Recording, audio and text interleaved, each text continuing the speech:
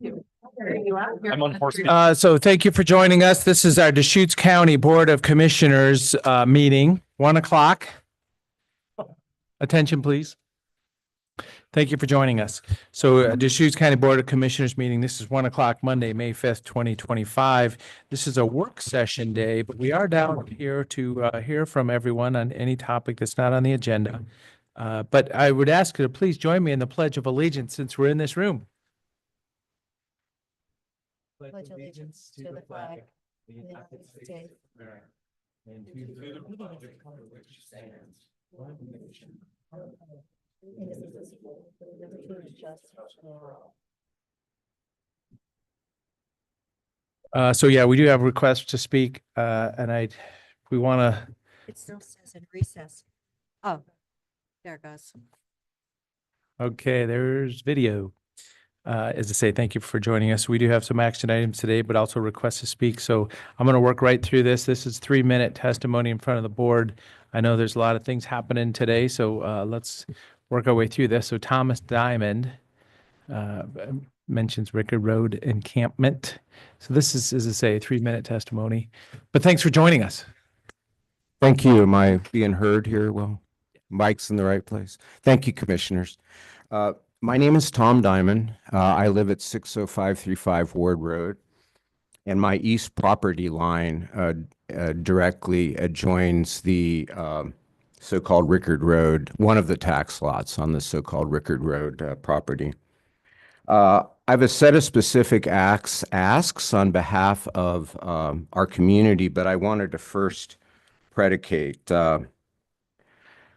fear, anxiety, and anger are universal human emotions. These emotions are amplified when, as individuals and communities, we have limited control over the circumstances that are triggering those emotions. And doubly so when the triggers affect the health, safety, and well-being of our families and our homes. Such is the case with the encampments on the Rickard Road property that are illegal per Deschutes County ordinance. We have documented photographic evidence of needles, smoldering campfires, and garbage piles within the course of approximately 1 week since the China Hat camps were broken up. It goes without saying that as citizens, we cannot enforce laws. As such, we have a dependency on the Board of Commissioners and your partner offices to act urgently on our behalf. I can also attest that in matters relating to this crisis that do not require law enforcement, many of us in that community are here to help. I'll briefly put forward a set of clear asks to the commissioners which are in line with the asks of a community of over 200 residents that have rapidly assembled ourselves over the past week. Number one, if these particular parcels really do need to be closed to site and remove illegal campers, when will they be closed? If formal closure takes more than several days to put in place, can it be skipped for what we residents view as an urgent crisis? Number two, subsequent to clearing, what steps will be taken to ensure that no more illegal camping happens at that property? Some things that come to mind: signage, access controls such as perimeter fencing and blocking of the existing dirt roads within the property, and most particularly, stepped up patrols by the Sheriff's Department. Number three, I cannot attest to this firsthand. That's been 3 minutes. Go ahead and finish up Okay, real quick. it appears that some of the campers were directed to this property by a house of worship. What steps will the county take to ensure that all social service and community service institutions understand that this property does not allow camping and that campers they direct here will be arrested? We request that we urgently receive the answers to these questions in a soon-to-be scheduled commissioners meeting as a dedicated agenda item, and that we receive commitments to action on a prescriptive timeline. Thank you, Mr. Diamond. So, and I'll say, in response and for everybody, we've been dealing with this for a couple years now. We've got the east side of Redmond. We had China Hat. We have folks up in Juniper Ridge, north of Bend. Bend has been managing, roadside camping and different policies. Motels have been purchased. We have a temporary safe stay area north of Bend right now. I understand you're doing some deep analysis and want action here, and we've been working on this for years now, and it just keeps rolling over us. We're going to talk about in other items today about what our next steps are, and it sounds like we're pretty well aligned here. But by having China Hat closed, we definitely were in that time where things are moving. Today is the day. So just some thoughts. Anybody else? I would like to comment because I read somewhere that it said there was no housing. Some gentleman that lives out in your neighborhood, I believe, Zillowed it, and there were 42 two-bedroom apartments that were listed for under $1,800. So that means people could share it at $900 each, if you're making $20 an hour. So there are apartments available. I know we have a big vacancy in Bend right now. A lot of those are way too expensive, but someone did email me that information. I have not reconfirmed it, but I thanked him for doing that because there are places where people can go. We have spent millions of dollars on the homeless in the last couple of years, millions of dollars. And, it's kind of coming to a head right now, isn't it? When I found out Eugene has the most homeless per capita in the whole entire country. And definitely that's not what we want to have happen in our county. So there are apartments available. Maybe you need to get a job and find out. And then also, if it wasn't a good time a couple of years ago, I believe it's now the perfect time to actually push the governor to use Deer Ridge for mental illness and substance use disorder. What you said, you already found needles on the ground. You've already got fires. You've found smoldering fires. We had 81 fires last year. Bend Fire, that was their documented number. It was 81. So we're going into summer now. And we've had a lot of rain, so there's going to be a lot of flammable grass. And, I'm glad it's only May, 5th today? And hopefully we can come up with some really clear decisions on what we can do with county property by Wednesday. I told them to order more signs. Please get more signs going. Well, Thank you for Deputy Blaylock for working on his birthday. He takes phone calls from me really early in the morning, and he was working a lot and really kind of tries to keep where people are camping. And please, we've got to really be firm. Right. If we're going to get into an in-depth discussion of homelessness response, one of the things that's really clear from this China Hat Road closure is that if we clear people out of areas without having established pathways out of homelessness and places for them to go, they will end up in other unauthorized locations. And there will be more people complaining and having very legitimate concerns about having that, having that activity near them. That is why we have done a lot in the last few years to try to create those pathways out of homelessness, create safe, stable places where people can get their life together and move on to something besides homelessness. There has been some success. We would have far, far more people living homeless right now if we hadn't done all that work. But we are not doing that work at a adequate scale at this point to actually make the numbers change. When nationally we've got, this was just in the bulletin, in an editorial in the bulletin, but at the national level, if you are exiting 10 people from homelessness every day, but 12 people are becoming homeless every day, your numbers are going to continue to grow. And it's great that we exited those 10 people from homelessness that day, but we need to do enough that we can actually get ahead of the problem, and so that our outtake numbers are bigger than our input numbers. So that's the challenge that our community is facing right now, and it will flare up in place to place to place as long as we continue to chase people out of one unauthorized location and they end up in another one. So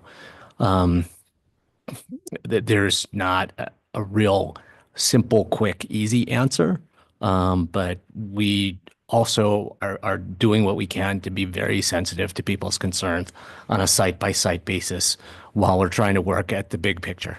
So thank you for coming and sharing your concerns today. So this is citizen input. I'm going to go down the list here. So next is Frank Wesley Hall. And you can sign up to speak too if you'd like, if anybody hasn't signed up.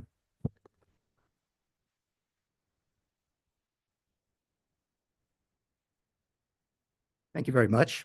My name is Frank Wesley Hall, 60287 Tall Pine Avenue. I'm one of those homes that back on China Hat Road between Knott Road and the closure area. And I'd like to just clarify again, China Hat Road is not closed. Portion into the forest is. We still have areas that we have numerous homes back up on.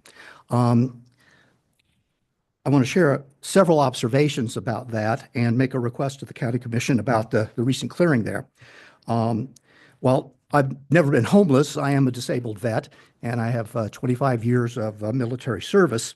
I have had family in the area for the past 40 years here in Bend. My wife and I have owned our home at Tall Pine for the last 15 years. During that time, we've had an opportunity to observe the progressively dangerous situation that has developed along China Hat Road. It's been manifest for us in the way of exploding propane canisters, late night gunshots, and obviously vehicle and property fires that have occurred back in the Forest Service area. And I have to admit, we're very grateful to the Forest Service and to the county for all the efforts that have gone into this very difficult situation, trying to begin to improve the process for how to develop things for the homeless. However, with the clearing of the forest, numerous dilapidated vehicles, including large RVs, have unfortunately taken up residence along the county easement right there on the open portion of China Hat Road. And it's not clear to me whether they're being used as living quarters or if they're just abandoned. Nonetheless, it's evident that what was once a clear and present danger in the Forest Service area has now become a clear and present danger in my backyard and my neighbor's backyard and in the area of the community across the way, which is the community golf course there at Lost Tracks. And while I understand that the county might need to and desire a cooling off period from the recent turmoil and all the public attention that this is getting, many of it unfortunately negative, the problems that exist, there's two I'd like to point out. One is while mitigating the risk to the forest area, delays addressing the now prevalent issue on the county road easement there at China Hat places the residents and the property areas at immediate risks. The vehicles are in essence in our backyards now, as many of us have no significant fencing or separation between the county easement and our properties. So many of these vehicles, if you get in and out of them, you're walking into our backyards. The second thing that I'm concerned about is that delays in the county controlled areas can be in a disastrous situation like what developed at Hunnell Road. It wasn't very long before we had a small encampment. I see there's 3 minutes. Yeah. Went from a small encampment to a very large encampment with all the process and the money that went to taking care of that. So I would request that the county, at a minimum, communicate to the local residents, families, and neighborhoods their plans and a timeline for enforcing current parking, camping, and solid waste ordinances along the county-controlled China Hat Road. We need to know that these hazardous vehicles will be cleared from our family-friendly, beautiful neighborhoods. Thank you very much.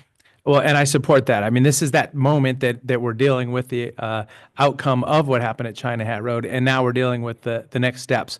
But yeah, I do not support long-term, parking on those right-of-ways in your neighborhood. So Christina Hall. And thank you for your service. Yeah, thank you.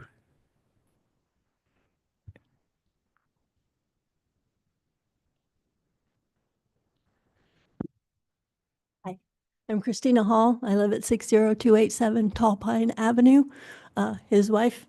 I'm not going to take up much time because everybody's pretty much saying what I'm saying. I would like to add that we've been dealing with this for multiple years in our neighborhood with illegal drug use, illegal camping, illegal waste disposal. And we were always told that, well, they're on Forest Service property. There's nothing we can do. Our hands are tied. We need a court order in order to get them to move. They're no longer on Forest Service property. They are on county property. And I am imploring, you see the people, this is only a fraction of the people who are impacted by what is happening. So I am just imploring you that all of the money that is wasted clearing these camps every single time could be put towards actually housing those people, and yet nothing's being done. I mean, I know you guys are working, and I know there are certain rules and laws that at a higher level you have to deal with politically, everything else. But this is, at this point, it's an imminent problem. It's not gee, one of these days we might actually solve this. The communities are willing to help. We have resources available to help. There's so many nonprofits in this area that are helping, that are probably overloaded right now. But there are many people like ourselves who are perfectly willing to volunteer and have volunteered. We've volunteered for many years at St. Vincent de Paul at their food pantry. We're willing to do other things. We're willing to help finance part of whatever removals need to be done.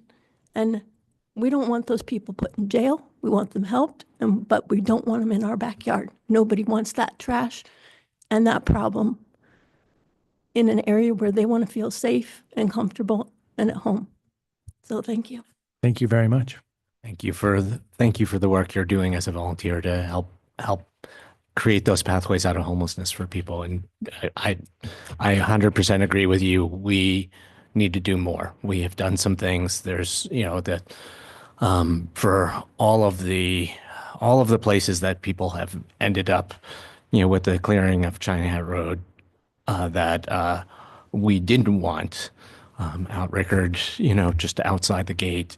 There are people who went to Cleveland Commons, the Permanent Supportive Housing Project. There's people who went to the Old Mill Inn and Suites from China Hat Road.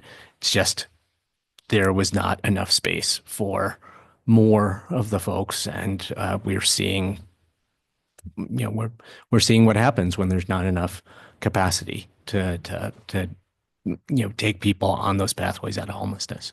Thank you. John Kirby next. My name is John Kirby, and my wife and I live on Bacchus Court, and we back up to the Rickard County property there. So last week, when the people were moving in there, we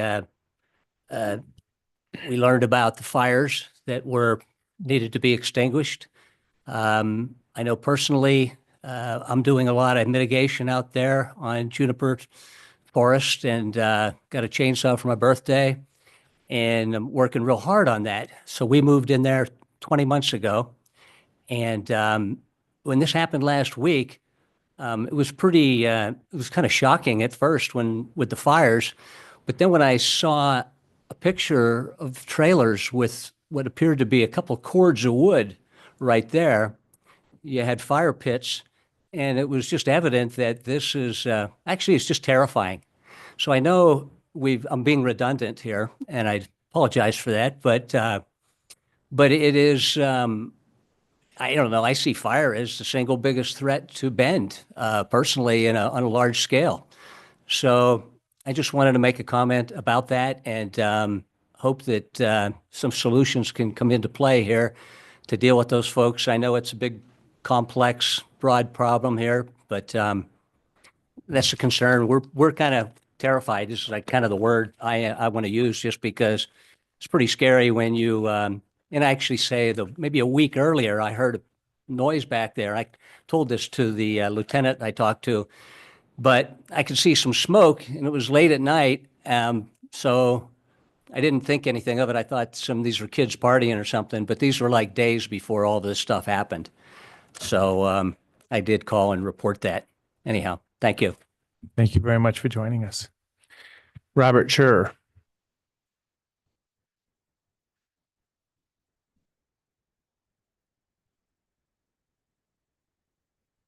Good afternoon. Robert Scher, 60600 Gosney Road.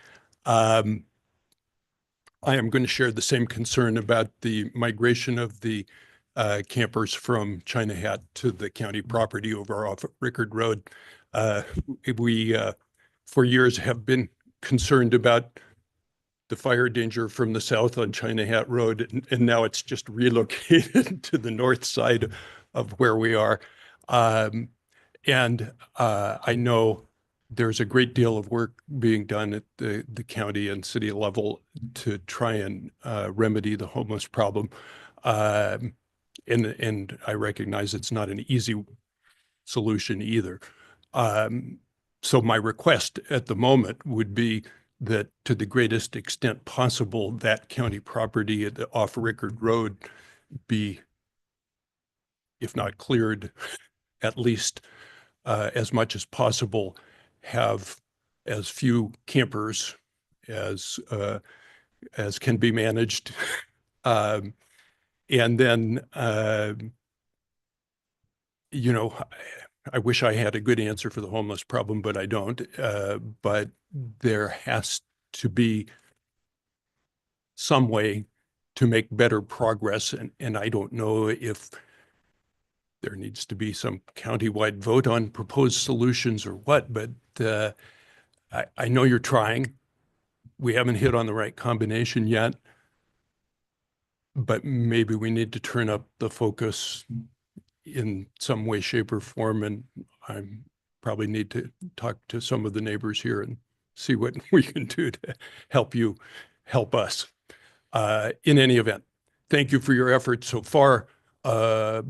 Please keep an eye on that property and do what you can to keep it clear. And we'll see if we can't help you help our homeless friends. Thank you. Thank you so much. If I could just say one thing about go ahead and sit. Just you know, general comment. Many people are expressing concern about fire. Homeless encampments are an ignition risk. They're a real concern. I want to make sure that people understand the broader Cabin Butte fuels reduction project that's happening that is resulting in exiting people from the Forest Service portion of China Hat Road. So that project may produce benefits in terms of reduced ignition sources inside that project area. But the big idea behind the project, the Cabin Butte fuels reduction project, is to thin trees, mow brush, do prescribed burning across a 30,000 acre area to reduce the likelihood of fire moving across the landscape through the area. So that as much as and reading a newspaper or seeing news pieces about this recently, I've just been struck by that there seems to be some misunderstanding. While getting encampments out of that project area may help in terms of reducing ignitions, really the big picture idea, the reason that they started planning that fuels reduction project 9 years ago is to overall reduce the fuels on the landscape so that fire moving through that whole area southeast of Bend, will move slower, and B, will burn less intensely. So, I am hopeful. I'm very hopeful that after that project is completed, if when we see fires in those areas, they will be much more controllable, and will pose much less of a risk to our homes than they otherwise would have. So that, yeah, just some of the news coverage was kind of like, well, you're just moving these people around, and there's still going to be an ignition risk wherever they go, and that is true. But the whole fuel situation in that area southeast of Bend is going to be a lot better. But then the true thing about the fire danger is that if the wind is blowing or not, that's really honestly what I worry about. Remember 2020, September 7th, when the wind was blowing 70 miles an hour from the northeast? Honestly, when I drive around Bend, I see a lot of places that need to be cleaned up. I see wood fences that need to be fire coated with a product that will stop them from burning or replace. But there's a lot of cleanup that this county really needs to do. And right now, I believe we have fire free at not landfill, where you can go and actually take your cleanup there. And then if you miss that one or you want to do more, you can take it to the outlying 3 transfer stations. So really, it's honestly the wind. If you have a very still day and somebody has a fire going, I would pray that the fire department will get there and put it out. And people need to know that it's not appropriate, especially we're going into summer season. But the wind is what I worry about. And we can have really interesting wind here. We can have it from the west, but when we have that other wind from the northeast, like that September, that was a total tragedy. Remember, it burned 4,000 homes on the other side of the mountain. So, if you haven't looked at your place now, you need to look at it when you go home tonight and think, thank you for talking about removing the junipers. I'm all about removing junipers. They're Roman candles. And, but we've got homeless people here that don't seem to understand it. We've given them fire extinguishers. I know the U.S. Forest Service handed out fire extinguishers. We hand out fire extinguishers, but the problem is you have to actually use the fire extinguisher when you have something that blows up in your face. Next to Al Shirk. So this is our citizen input at the beginning of our meeting. Still. Good afternoon. My name is Al Shirk. I'm resident of Lapine, Oregon, the owner of Spring Butte Rock, and this isn't on the topic of homelessness, which, we can all attest to that. I agree with everything everybody's saying. This has to do with the 40 acres that we're discussed in January that I thought was laid to rest then, but apparently it was not. I was informed last week that it is now a topic again. When I was here last, Mr. Chang motioned for a letter, and Mr. DeBone, you seconded to kind of squash it with the whole deal. And so I don't know, I guess I'm asking what changed since then. And, is there something I don't know about, or is there something I could answer or help answer? I don't know if any of that matters, but I guess I'm looking for what changed since January 28th to today or last week, besides, the few things I do know that happened. People that got home from being gone during the wintertime and were upset with me for me speaking out over this. And I don't have anything else. If again, I ask all 3 of you, if there's any questions that I might be able to answer or any input I can put towards it, please call me. I'm not real keen about having discussions. I'd rather it be open so everybody hears it, so that way nobody can say, oh, well, that person said this or that person said that. I don't agree with that too much, but I know that's the way it kind of works. So that's what I got. Well, today's citizen engagement day during the comment period. But my point is, I truly look at it at a level of supply and demand. And if there's a future supply, why not take that opportunity? And I know that your business is in direct competition to this, but as I say, 3 to 5 years from now, if there was a second rock supply in that local area, I don't see a downside to it. So if it's supply and demand, then that answer, that answer's been given 100 times. There's 1,200 acres of rock that we're mining, and we're going 150 feet deep. So multiply that 1,200 acres. You know, a surface acre is every 2 feet or 3 feet. I don't even know what it is, to be honest. So, but you go 150 feet deep over 1,200 acres, there is no possible way to run out of rock. There's zero chance of that ever happening. I mean, we could pave the whole county over 10 times with the amount of rock that is there. And that's not going to happen. It's just, that's so far-fetched that it couldn't be done. So I still don't see the point of taking 40 more acres from federal lands to essentially it's to benefit one company and one company only. And Mr. Shirk, I'm sort of staying out of the economic competition discussion of this. Correct. But I'm still very concerned about conveying 40 acres of valuable resource lands from the U.S. taxpayers, from the federal government, Right. to the county, and then to a private entity. There's been no discussion about what kind of a sales price would be associated with this. Correct. That could conceivably benefit the county, but the U.S. taxpayers have basically given without getting something of value in return. Frankly, I'm pretty frustrated that this letter is on our agenda for this afternoon, because I am going to have a meeting with Mr. Russell tomorrow, and with congressional staffers from Senator Wyden and Senator Merkley's office, to discuss, basically how could you structure something more like an exchange instead of a conveyance of property, where the county would give something that of value to the U.S. taxpayers in exchange for receiving these lands.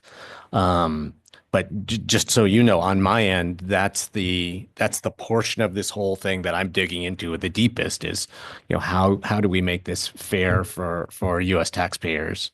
There's that portion of it too, and then the other portion of it is to be able, for the county to sell this property and make money. The county owns how many acres of property that need to be sold that the county's just sitting doing nothing with right now? You got people upset that they have homeless cabins on it.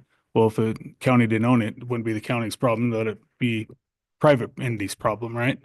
So there's plenty of lands through the county. In my book, if the county wanted to sell and make money for the county, that they could do that. There's a lot of land in La Pine that I know the county owns, in the business park and, in residential areas too. And so, I mean, to me, it's like I don't know. I guess I just want to know the benefits to it, and, in actual, on paper, this is what's going to benefit us having this. Not saying that it wouldn't, I'm not saying that it would, but in where I stand looking at it, it does not benefit at all. It's just taking away from land to just benefit one person, essentially, that wants to sell their rock quarry. So that's what I got. Thank you. Thank you. Thank you. And then following is Nunzi Gould.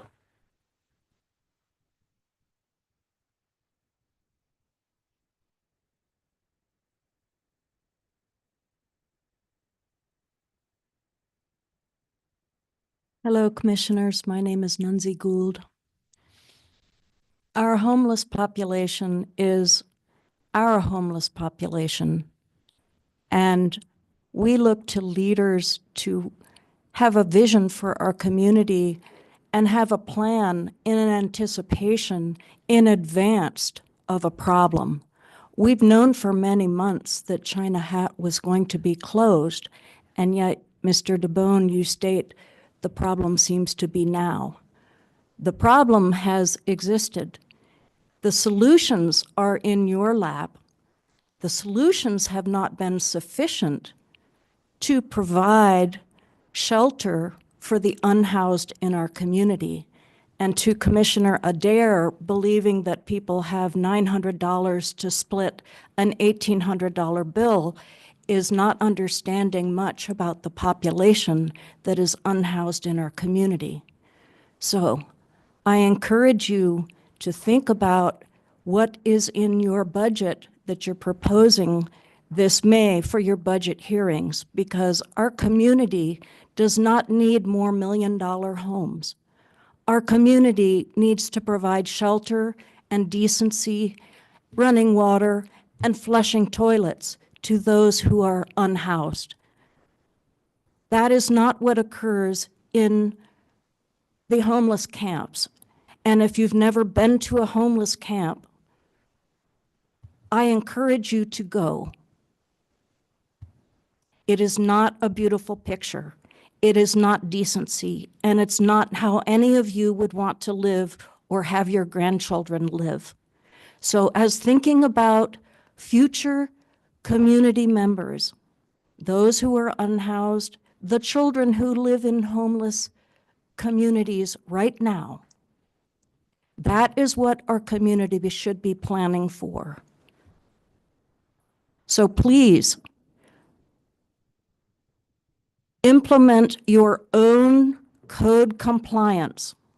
If your land that's used as a homeless camp does not have the land use approval for what is occurring there today, please get your code enforcement to act. And please, if this property is where you want the homeless to be living, please apply for land use and get it designated for the use that it's being put to. But kicking the can down the road is no longer appropriate. And harassing people by causing them to be displaced, as we've seen around the world, from one place to another. And Commissioner Adair, there are 350 people who live west of the City of Sisters, if you haven't noticed, in recreational vehicles, and the best housing that those individuals can find. We owe it to our community. Please file a code complaint and get your land compliant with our land use laws. Thank you. Actually, I wanted to, Full engagement day today. yes. The city of Bend, just a year ago, got $5 million from HUD for housing. And we're trying to find out where that $5 million went. But they received $5 million. I know there was a big press thing about it. You know, we've got millions into the Old Mill Inn and Suite. There's, I think, 76 units there. 22 of them are for people from China Hat. We have really spent millions of dollars. Safe parking, the good news is it is expanding in Bend. We've done a lot of work in Redmond with that, and you can tell it's really not working. But you remember when this all kind of blew up, when the state legalized all the drugs. And, you know, a lot of people moved here because we had legalized drugs. And then Measure 110, we finally got to unlegalize drugs. And it's, you know, I do believe that we're working really hard on it every day. And it's, as my husband said, it's a no-win. Tells me that when I leave. Good luck, honey. A couple years ago, I went and spent a week camping out on the east side of Redmond. I set up just a canvas wall tent in the fall and in the spring, 2 different times. I slept out there, came here to work. So I was out there in the camps. I walked the whole thing, got a feel for it. The whole place erupts at night. People are cutting wood, and it gets really kind of crazy at night. Because during the day when you drive by, it's really quiet, but at night it goes kind of crazy. So that was 2 years ago. And I came in a year and a half ago, and I'm like, okay, come on, we need to do something here. But Nunzi, if you and I, let's open up a map and point to something if you think there's a place for people, because that's the conundrum we're in. Where's the place for people? People that want to live on their own terms, in their own way, free range people that we have in our community. As I say, I'm not even angry at them, but yeah, we cannot have this. So please don't discount it like it's an easy problem. Land use is one of the foundational pieces here. We all love where we live. We want to have our private property. We want some peace and quiet. But where do we offer these locations? Commissioner Chang, you mentioned, another unit of housing. There's no budget for that anymore. Our budget path is getting real narrow right now. If you see, so there's some other large counties that are really struggling, limiting and pulling back on some of their services. Luckily, we're not in that same spot. We just have to limit growth. But yeah, this is the summer of action, and let's all do it together. There's been offers of, let's try to figure out what we can do, because I mean, I make donations and I donate my time also. But yeah, this is the moment. I just want to express appreciation to everyone asking us to do more in terms of homelessness response. There are things that we can be doing that actually don't cost that much money. For example, there's a family who owns 9 acres right out by the Ward Hamby roundabout that they have offered up as a large safe parking area or outdoor shelter area for a couple of years now. Situated right between 2 churches. They just need to get the land rezoned so that they could do safe parking or they could do emergency indoor shelter out there. Frankly, the county has been slow to help them with that rezone process. Something that we know a heck of a lot about, but it's know-how that we have not contributed and applied towards accelerating their project. So that's not county land. That's a private property owner who wants to do something good for their community. So that's an example of something that we could help to expedite, so that this area, the Ward Hamby roundabout, it's not that far away from China Hat Road. It's not that far away from the Rickard area of concern. And you could fit a lot of RVs on 9 acres. For example, we are working on a managed camp in East Redmond right now. Very complicated process, made more difficult because we're looking at county land that is really, really far out from infrastructure and services in the city of Redmond. If we could look at someplace a little bit closer and easier to get to, might be easier to establish this managed camp. But that is an example of something we are doing. We're making the effort. That may be open by November. But the point that we need to do more is well taken. I appreciate it. And I will also say that there are many subpopulations of homeless. There are people who are out in encampments right now who don't want to come. They don't want to live in congregate or individual shelter or in an organized camp. They want to be out. They want to be out there. But if we do what we can for the folks who are ready to take pathways out of homelessness, there'll be a whole lot less people out in the woods that we need to then manage with law enforcement or other tools. So thank you. So we're going to have another other item talking about county land. If we could maybe do that now, just because now that we're in session. Sure. If we can ask Christy Bollinger, our property manager, and Eric Kropp, our deputy county administrator, to come up and just share. This morning, the 3 of us met individually with commissioners to discuss the current situation and some options from where we go from here. Commissioners we're not meeting together, so they're not aware of what each other said. So this is our opportunity to share what we heard and to see if there's collective discussion and direction on where we go from here in very short order. Is that fair, Chair? Yeah. However we can get today or setting up for Wednesday, either way. Good afternoon, Commissioners. For the record, Eric Kropp, Deputy County Administrator. Christy Bollinger, Deschutes County Property Management.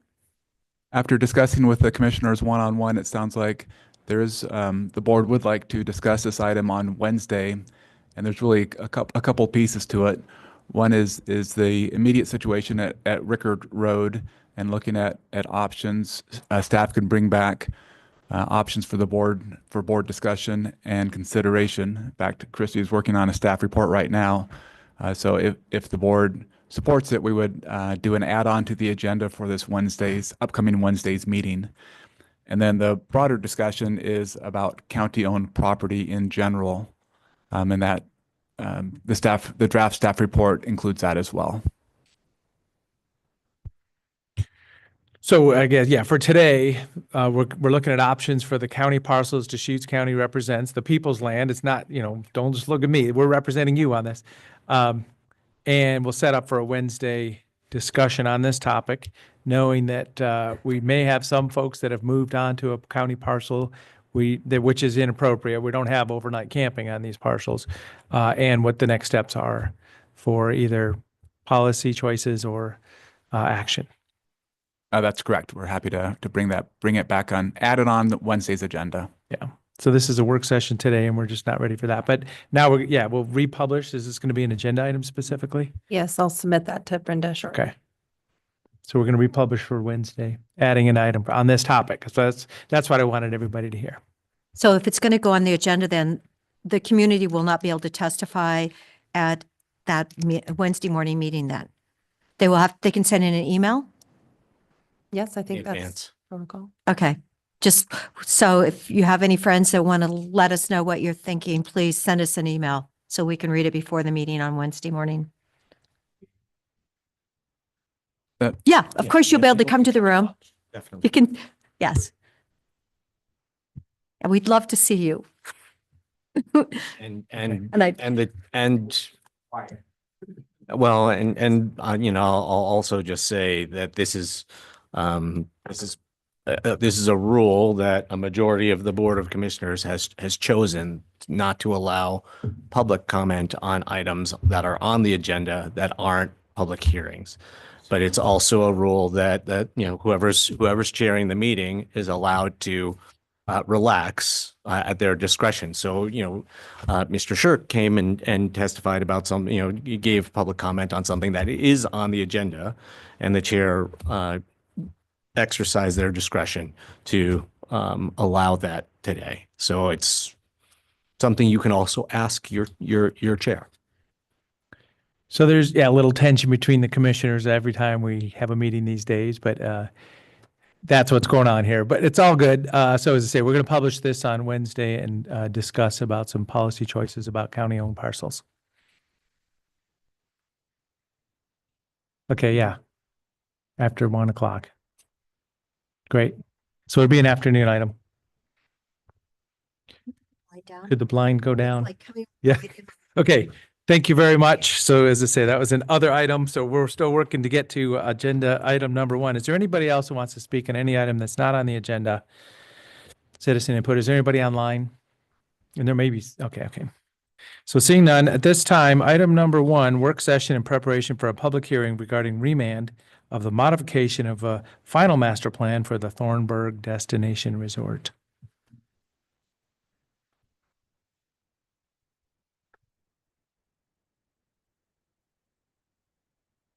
You go.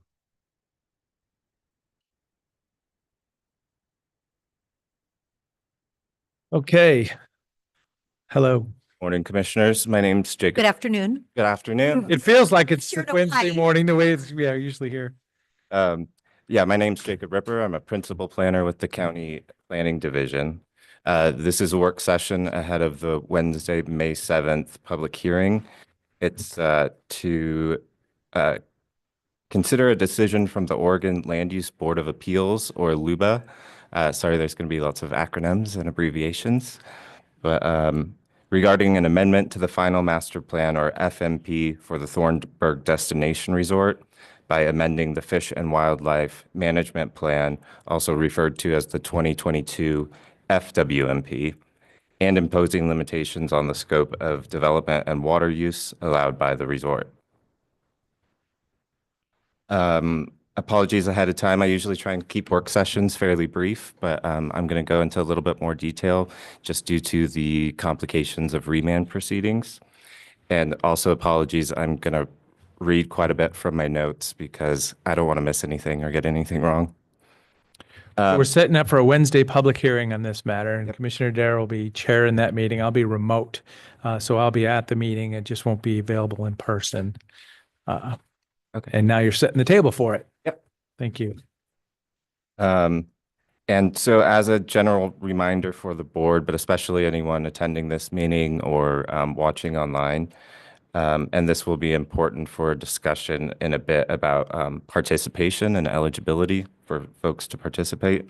The original application was received on August 17th, 2022. A public hearing was conducted by a hearings officer on October 24th, and they issued a denial of the request on December 19th. 2 appeals followed that, both the applicant and Nunzi Gould appealed, and the board conducted a public hearing on February 1st of 2023, and then a final decision was mailed on April 17th, 2023. That decision was then appealed to LUBA, and LUBA issued a final opinion and order remanding the county's decision back to the county for consideration of 2 topics, and I'll get to the remand topic shortly. But that remand decision from LUBA was then appealed to the Court of Appeals, and the Court of Appeals reversed and remanded back to LUBA for further review on petition of the Confederated Tribes of the Warm Springs Reservation of Oregon, referred to by themselves and in many documents as the tribe.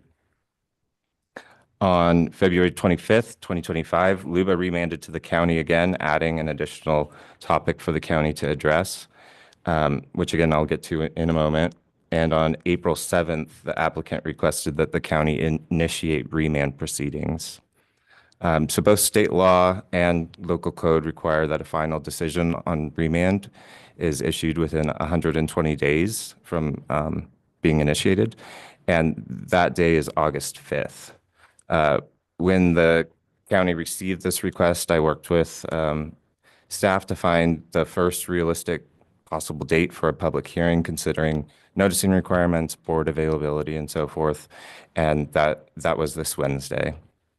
And the 120 days is fairly important because unlike usual land use proceedings, there's no chance to extend that clock, even if the applicant wanted to. So often in remand proceedings, it really comes down to everyday mattering. But I did want to note there's a letter from the tribe in the record requesting the hearing would be delayed by a month. But again, this is problematic due to the 120-day clock. I, just for my own notes, made a tentative schedule and considering, noticing requirements, deliberations, possible open record period, that would put us past the 120-day period. But in that tentative schedule, there is an opportunity for an open record period. So if folks want to submit more materials after the hearing, that's available and can be accommodated. So before going into the issues on remand, I wanted to talk about some procedural information because, again, remand proceedings are a little bit different. And similar to the 120-day rule that's set out in state law, law also limits the participation in remand proceedings to those folks and organizations that participated in the previous proceedings. So in other words, no other Thornburg-related applications that have been closed out, like site plan reviews or tentative subdivision plans. It's just limited to this application to modify the final master plan. I've been the case planner for previous remand proceedings, and it can be a little bit challenging to confirm that everyone did participate. But I do have a mailing list that was used to notify all participants of the county's final decision, and that's what I used for noticing the hearing. And when I've been receiving comments, I've been checking against that to make sure that people did participate previously. Ran into a situation a handful of times already where they had not participated previously, and I confirmed that with them. And I'm just bringing this up because it will happen during the hearing and during document submittals, and it's hard to referee that live because the record is so large and determine if something is new evidence or not. So I at the hearing, in addition to providing instructions to folks, first and last name, mailing address, I'll ask them to confirm if they participated previously, and then I'll also have that list available that we can refer to if we need to. Jacob, so the list of previous participants, that will include people who have written or come to give verbal testimony in the past. Correct. Yes, if they provided oral testimony or submitted written documents. And just on this application to amend the Fish and Wildlife Mitigation Plan, or more broadly? Just the Fish and Wildlife Management Plan. Okay. We'll also set up a hallway, a table in the hallway ahead of the hearing for folks to fill out blue sheets. And then we can collect those, and I'll double check participants that way too. We'll have to do some on the fly just because folks may come in late or be attending online. So any questions about participation yet?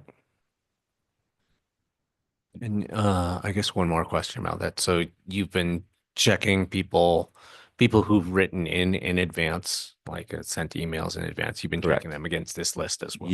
Yeah, we sent out a notice of public hearing, so it's people providing written responses ahead of that in response to the notice.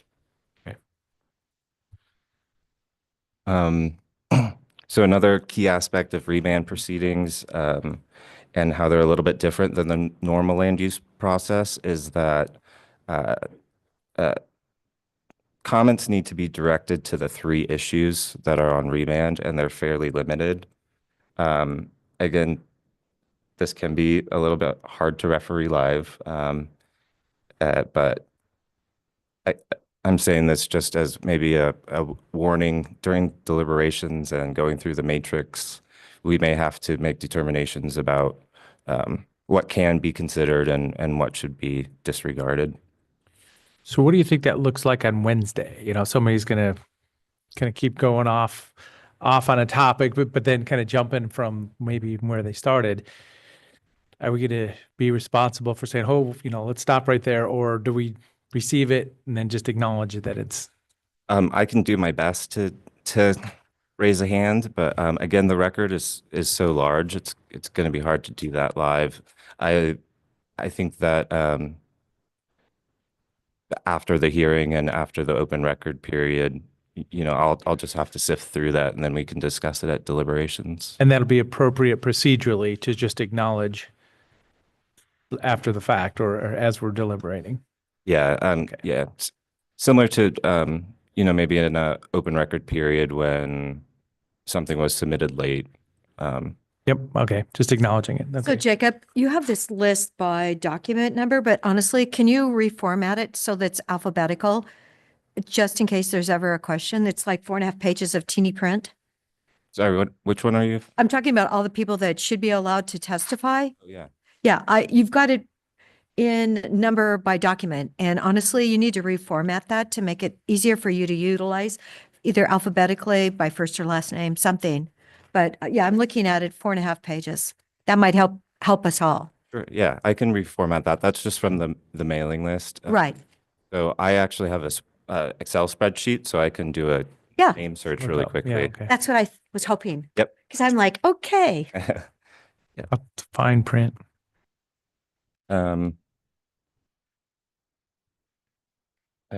Also, I understand, Commissioner Adair, you suggested creating a poster board Yes. with participation rules. Yes, And the right there in black and white so people see it.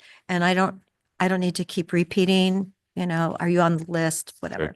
yeah, and I'll put the 3 remand topics on there as well. So I'll have that ready for Wednesday. Okay. I'll move on to testimony time limits, just because of how quickly we needed to move when receiving the initiation of the remand.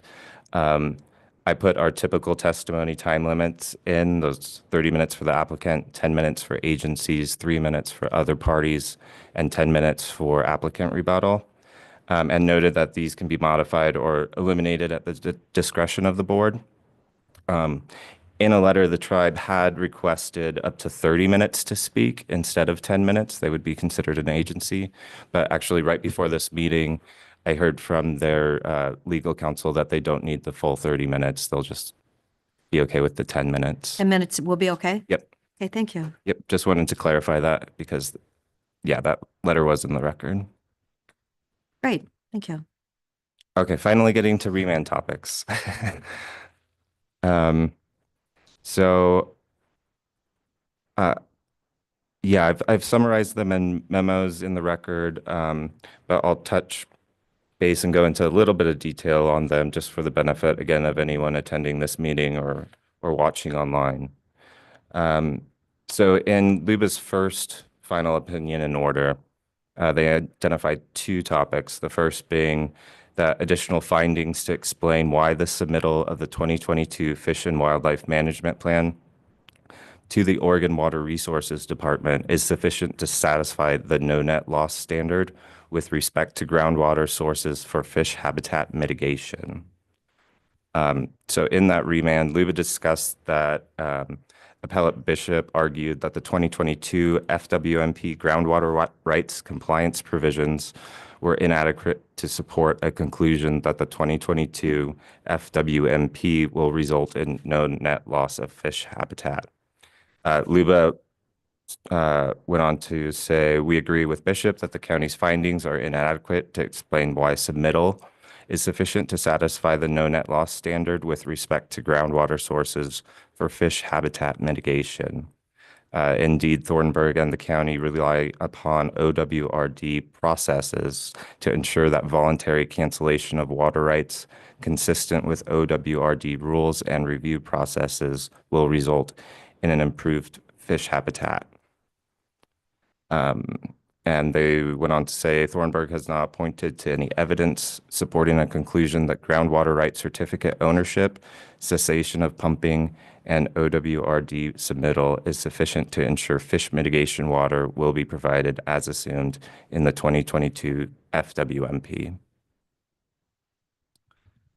The second topic on remand is that the FWMP was a substantial change with respect to the required economic analysis, and LUBA required further findings addressing DCC 18.113.070 C3 and 4, and that the county will either need to consider those changes or explain why that consideration is not required.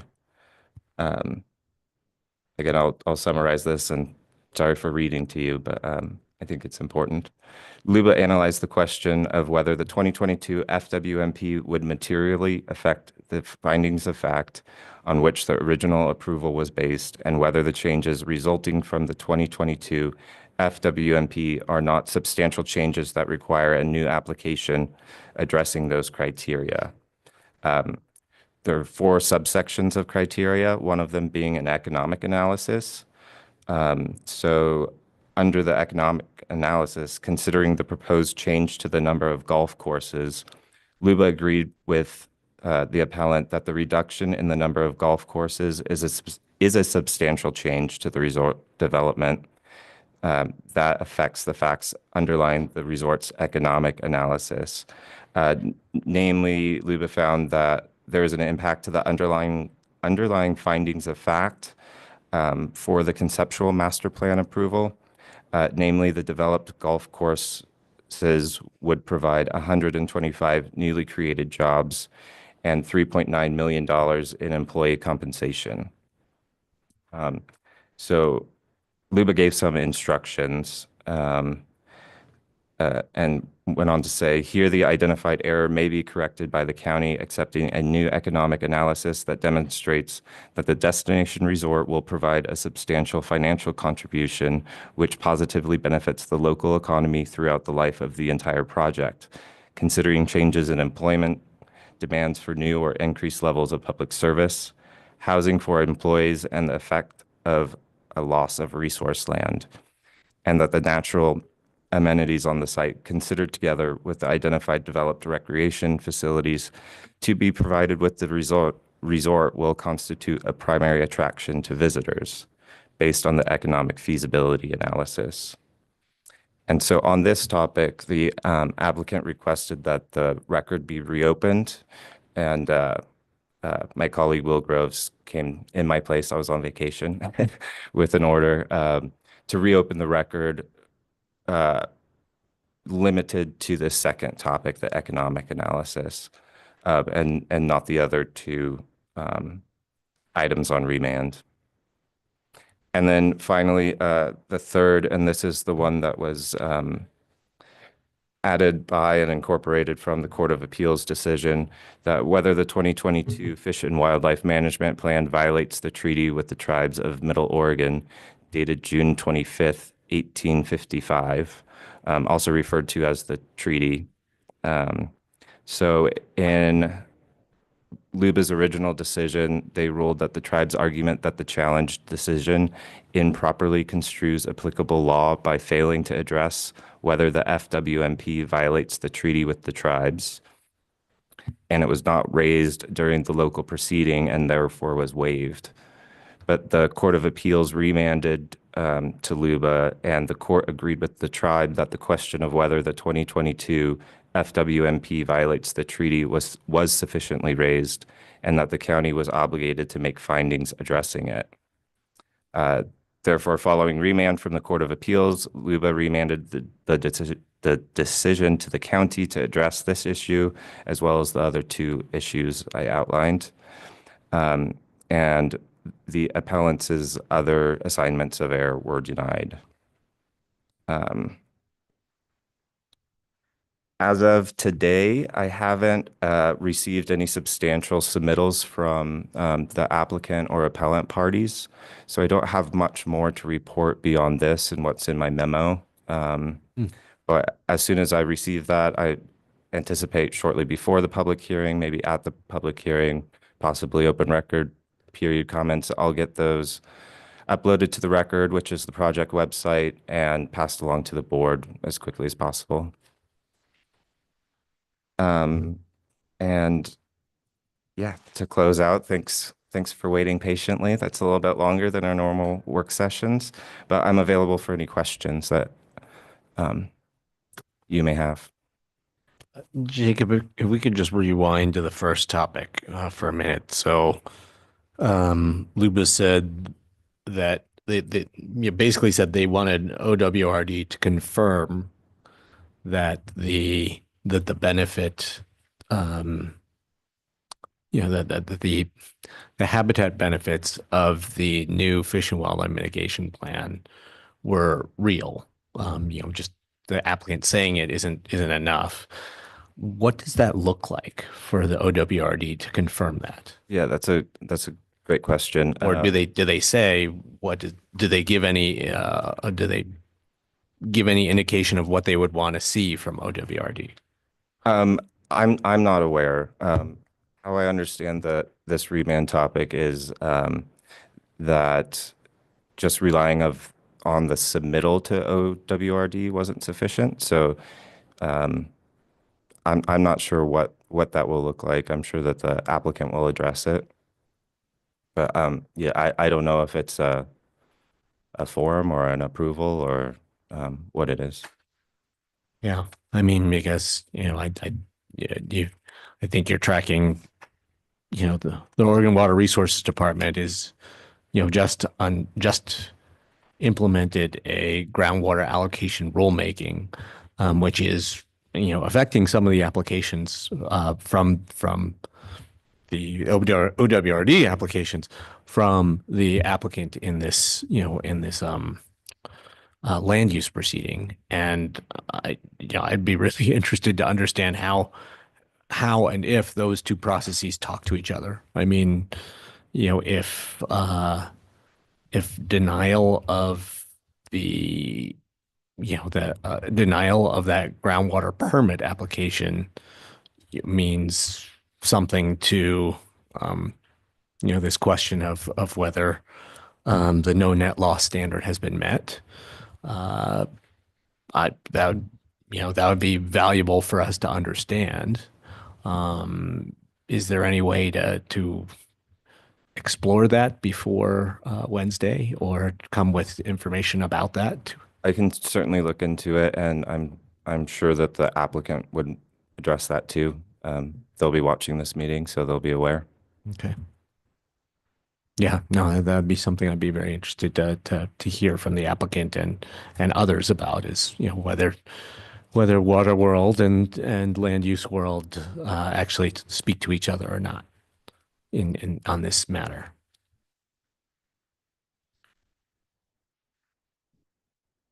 Any other questions? So just acknowledging this is a public hearing, record open on the economic analysis, confirming that that was substantial change. Applicant will basically provide content for the benefit of the applicant, obviously, and then other comments will be able to be received on that topic. And then, yeah, so then we'll look at the clock and the time frame and record period and then set deliberations for some date. Exactly. I guess another question. So, and we may not be to this point during the hearing, but we will have to. We've had 3 issues sent back to us on remand. We will need to make decisions about each of those issues. Yeah, a decision will need to be made for each one. Even though there's no new evidence on 2 of the 3. And what do you think that'll look like? Will we get a decision matrix? Absolutely, yeah. I'll make a decision matrix, any key points we can walk through during deliberations. And I think just generally as a framework, yeah, we'll go through each topic and discuss what was brought up in the hearing and then written submittals. Okay, thank you. Maybe we have a little bit more information. Oh, yes. Mhm. Hello. Good afternoon. Stephanie. Yes, Stephanie Marshall, Senior Assistant Legal Counsel. I just thought I might weigh in as well. Yes, I suspect that the applicant will be pointing you to evidence that's already in the record to make their case as to how you all should further consider the materials on those topics that you're not receiving new evidence on. I also suspect that members of the public will address comments, even if they're not introducing new evidence, they can rely on what's been presented to you and have that opportunity to make their arguments. But it is going to be, you know, we're going to be busy on this side of the table. You know, and thankfully, you know, Jacob has done quite a bit of this, and I'm also going to be available for any questions or any issues that come up during the hearing. But yeah, if you have any other questions on maybe on that aspect or anything else that you want legal to make a statement on, I'm available. Well, that helps. The fact that, yeah, there may be comments and references to items in the record on the topics that we don't have an open record about because that's the public hearing. Correct. Yes, and I do now have 7 binders on Thornburg. Are you going to bring them all? In my carry bags, yes, yes. No, I don't Set know. you up a second table back here. I too. know. Spread it out. Anyway, I do have 7. Okay, any other questions? Thank you very much. Thank you, Excel. Oh, yeah. Item number 2, department performance measures updates.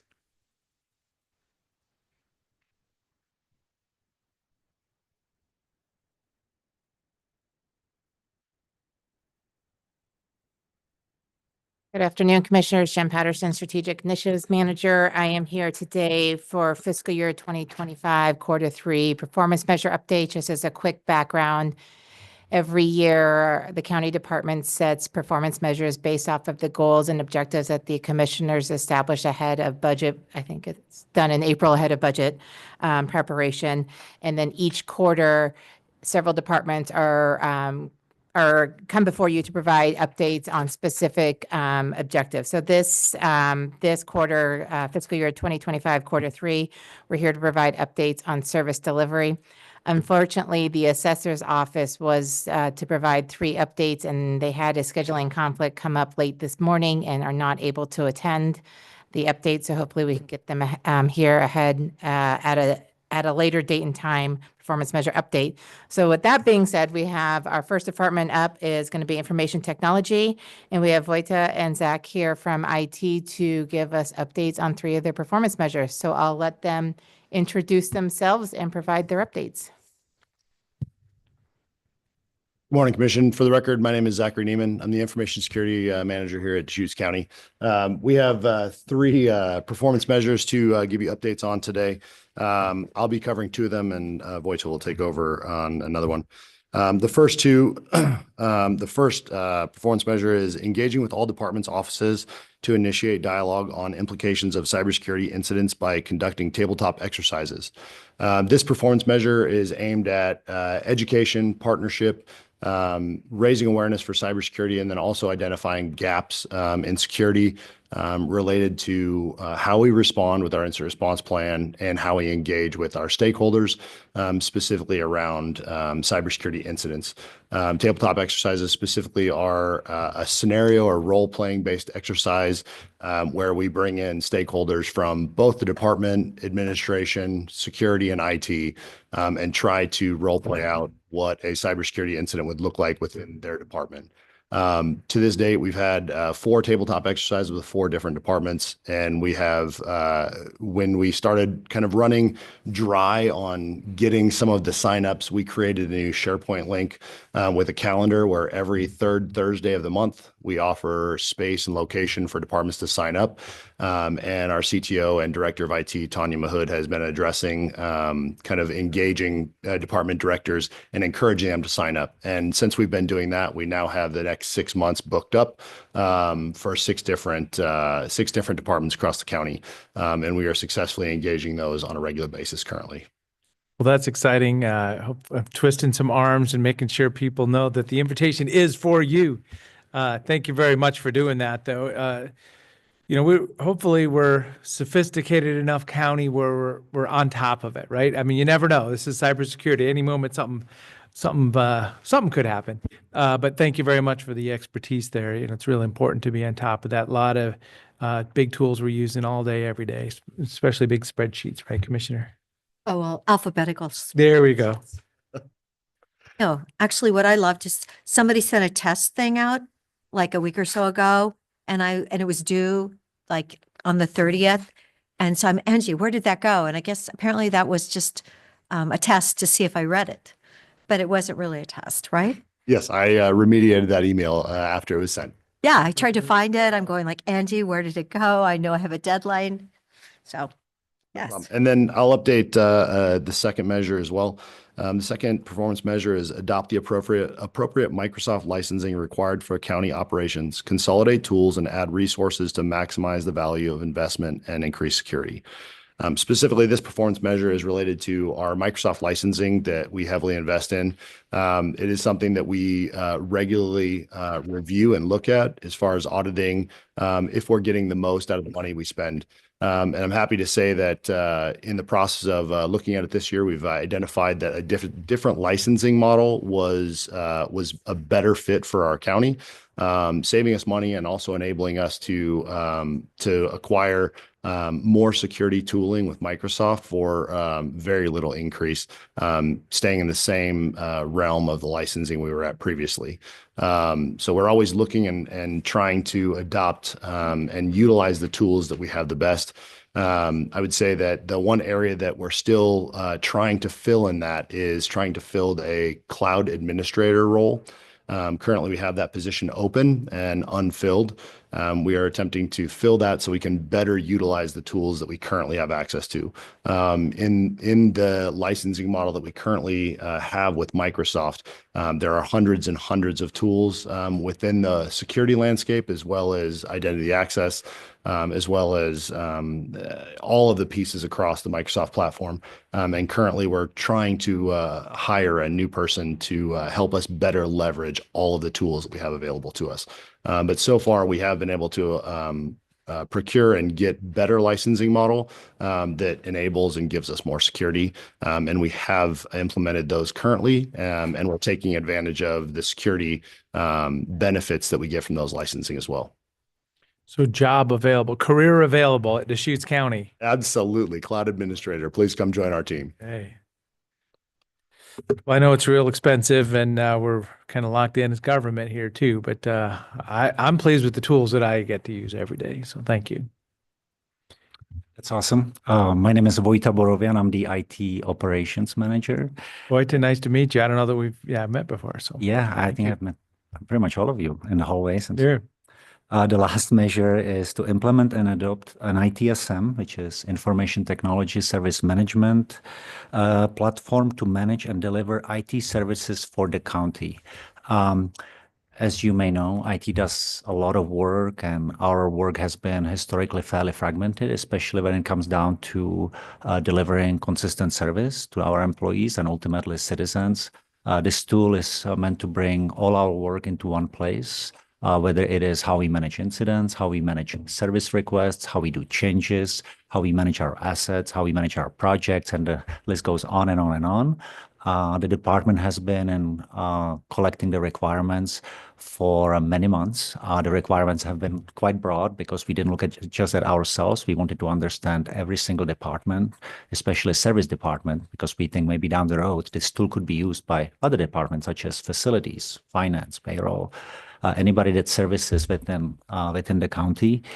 And we have collected some of the basic requirements that we wanted to have 5 selected vendors to provide a demo or demonstration of the tool on. So we, even specifically after a workflow that works in this county, we created a nice little Visio flow charts. So it was us being represented in the tool and 5 different vendors were presenting. We concluded that presentation or the demonstrations last week. And now we are in the process of evaluating the demos, evaluating the technology, time to market, how quickly we can turn up the tool, and of course, the financial aspect of it. So it's a combination of many things. We want to make sure it's right fit for the county. There's definitely some big bells and whistles, but there is the right sizing for the county, and that's where the work is. As far as the future timeline, we want to make the selection by the end of this month and start implementation end of June, early July, and really see it in production here late July, August, especially around like incidents and requests. The result will be hopefully consistent service, regardless of who is available in the IT. We have a fantastic team, but we are sometimes challenged with inconsistencies. This will allow us to implement standard service within the tool versus email or text or many other tools that we have available today, and we try to do our best with. So IT service management is kind of the help desk, or is it bigger than that? Is that the idea? It's much bigger than that. Really, help desk is generally around just incident, something is broken, or I need something, or request management. We do a lot of changes, as you may know. So the goal is to do changes in a very controlled environment. So we project the change, when it's going to happen, what systems are impacted, which business unit would be impacted by it. And then we implement it accordingly, and then we follow up. We reflect on the change, and hopefully we get better with every single subsequent change. Okay, thank you very much. Any questions? Well, yeah, so this is, anything? I don't have any questions. Taking some time and looking at the big picture and the goals for the year. So thank you very much for that update. Thank you. Thank you for having me. All right. And next up, we have Sean Kirk, Manager of Veteran Services.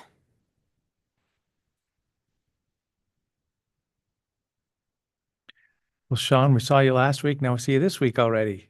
It's becoming a new trend. There we go.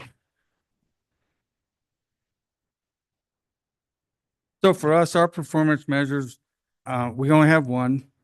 We rarely change it throughout the year, and it's more of a business rule that we try to follow. And that's advocate for our veterans with integrity, respect, and timely service. Every veteran's story is different, and we try and treat them all the same, because some veterans, based on situation and things that happen, they might only be in the military for a couple weeks, but they still made that sacrifice and put their name on the line to do something for their country. And other veterans, they may be in service for 30 years, and depending on certain positions, they may be allowed to serve longer. But every one of them deserves the same amount of support and gratitude for what they were willing to do for their country, and that's where we come in. A lot of people think we're the VA, and we're not. So when they come into our office, they've already had some bad experiences, and quite often they're already upset or elevated when they come to our door. And we make sure that we weather that storm and don't turn them away and find a way to move forward to where we can be their advocate. Because if they don't use us for a service, the worst option that they go to is they start paying people to get these benefits that the right is there. They don't need to pay anybody. And those organizations don't serve the veteran as well as we do, because if they don't get a decision that they're looking for or feel they deserve on the first try, well, those organizations, they drop the veteran at that point. They no longer help them. We follow the veteran from the beginning of the process through the first decision by the VA. And if that decision is what we're looking for, what we think the veteran deserves, or the veteran's happy, well, then we're done until maybe they want to file for an increase. But if we see the VA made an error, because they do quite often, or the veteran's not happy and we can find a way forward, we help them go through the appeals process. Some appeals are we just ask for a supervisor to look at it. Other appeals where we point out the error that the VA made and we submit new evidence. And other appeals are like a regular appeal in a court process, and it can take them 5 to 7 years. But we follow that veteran through the whole process. And it's not just a veteran, because as we know and we discussed last week, where are we right now with our Vietnam veterans? That's the group that we're losing at a faster rate. So we transition from the veteran to the family member, because on a lot of situations, that family member now qualifies for benefits because of the veteran that they supported all those years. So it's more of a lifeline and a rule for us to treat everybody with respect, make sure that we manage outcomes and expectations, and then educate. Because a lot of times people are upset when they receive a decision and they don't understand why that decision was made. And if we can show them what the process was and the thinking by the VA and the evidence that we were able to present, and show them by regulation why it was made that way, and here's our path to possibly move forward. Even though they're not receiving the outcome they're looking for, you see the reward from the veteran, that they're thankful that we took the time to explain it and not just turn them away. So that's why we rarely change this item for ourselves, because it's a strong rule of business and it keeps people coming here. We see people from Jefferson County and Crook County that don't always want to go there because they don't feel they receive the same type of service that we provide in our county, and we don't turn anybody away. So you're making that 10-day window work for everybody? For the most part. Shannon, sometimes it's hard because she's been here the longest. She's been here 15 years. So one, she has the largest client pool already of existing veterans, but then we still get new veterans that come in, or they're looking for a benefit that Shannon's really the guru. So sometimes we might fall out of that with her, but everybody else, the rest of us, we meet that easily. Great. Thank you. Subject questions and concerns, that's all I have. I think we're all set. Thank you very much. Great to see I you. do have a question. Sean, you did say the other day that we only had 14,000 veterans in Deschutes County? Yeah, that's from the last census. Really? Because I really thought I saw a number like 16,000 a while ago. Well, one thing we have to take into account, Oregon is one of the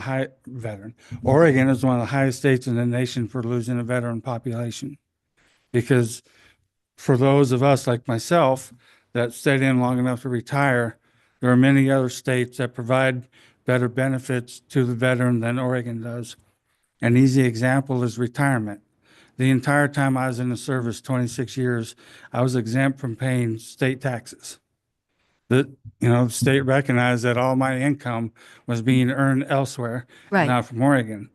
Now I get my federal retirement and I come home, and now I'm paying taxes on my retirement that we already said I earned elsewhere. That's one example.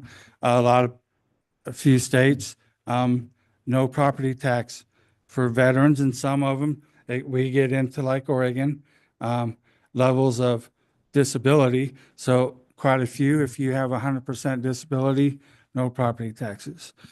Texas is one that if you are a resident of Texas, when you join and you come back home to Texas, they'll pay for your education. There's other examples of how Oregon isn't advantageous. Me, myself, is that the deal breaker? No, I'm still here and I'm not leaving because, I grew up in Oregon and I don't want to go anywhere else. But that is one example of why we're losing our population of veterans. Not everybody's coming back. Thank you so much for explaining the reason why we lose veterans. I know every year it seems like it's in a bill somewhere in Salem, and they never seem to really get passed. Well, The 40% disability or whatever with property taxes. so the closest we got was, I think it was last year, and the big deal was, the state doesn't want to lose that revenue. So they asked ODVA to make up the difference. And they said no, they weren't willing to give up their budget, and their budget comes from the state anyways for most of it. So it was just changing where the pot is. For our county alone, that's only 550-ish veterans that qualify at 100%. So I just, when it comes down to the money and things with the government, I don't think it'll ever change and pass because we're already at the point we are and it's well established. So if we do change it, well, now we got to find the way, where's that money going to come from? Because we just created a hole that we didn't have before. Sean, Yes, sir. I am remembering at previous times hearing reports of the amount of benefits that our Veteran Services Office has helped veterans secure in our community. I was wondering if we're still tracking that. Are you talking the monetary values that I've Yeah. briefed in the past? Yeah. Sure, I do. And I actually brought some to just compare this quarter from last year and this quarter of this year. Yeah. Or where we're at.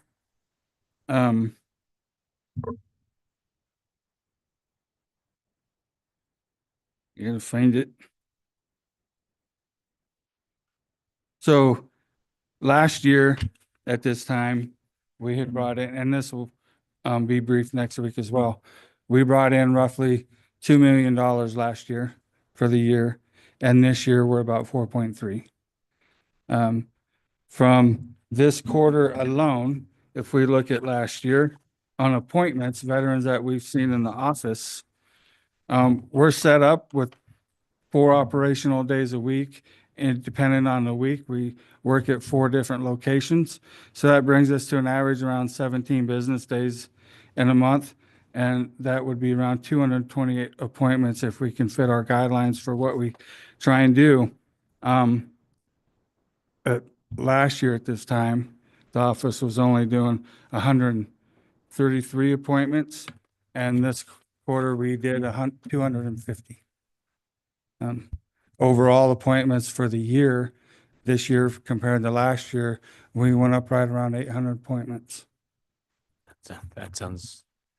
And that's working 2 days at COCC, 2 days in Redmond, 2 days at Lapine, and then 4 days here at the local office. That's a huge bump up, both in terms of appointments and in dollars. But that Right. sounds great. Thank you. Absolutely. Thank you. Thank you. Thanks, Sean. All I had, thank you. Mr. Chairman, Oh, yeah, sure. just if we have a request to possibly switch items 3 and 4, as we have Judge Fadley here and we have the City of Lapine, we understand that may be joining online at 2:30, so they may be here now. And our finance team, that it also works for them. Sure. Yeah, I don't mind that at all. So at this time, we'll go to item number 4. This is consideration of an intergovernmental agreement with the City of Lapine for Justice of the Peace Municipal Court Services. So we may have City of Lapine available via video. So Dave, I didn't realize. No, that's great timing. Thank you. Good afternoon, Commissioners. Dave Doyle, County Council. This is the time for the board to take action. We're recommending approval of document 2025-402, which is an intergovernmental agreement with the City of La Pine for Justice of the Peace Municipal Court Services. As Nick noted, the judge is here. He can speak to exactly what's going to occur, and I do believe La Pine was going to zoom in for this. The city manager would be Jeff Wolfschlager, if he might be on.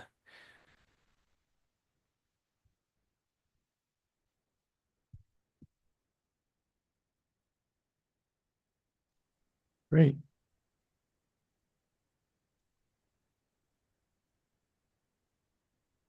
Brent, okay.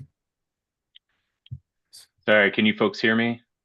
Yes, there we go. So Brent Bybee, welcome. Yeah, we are in the agenda item right now for the consideration of the IGA. Perfect. I was trying to get my video going. Thank you. Thank you, commissioners. Yeah, we were very pleased with this.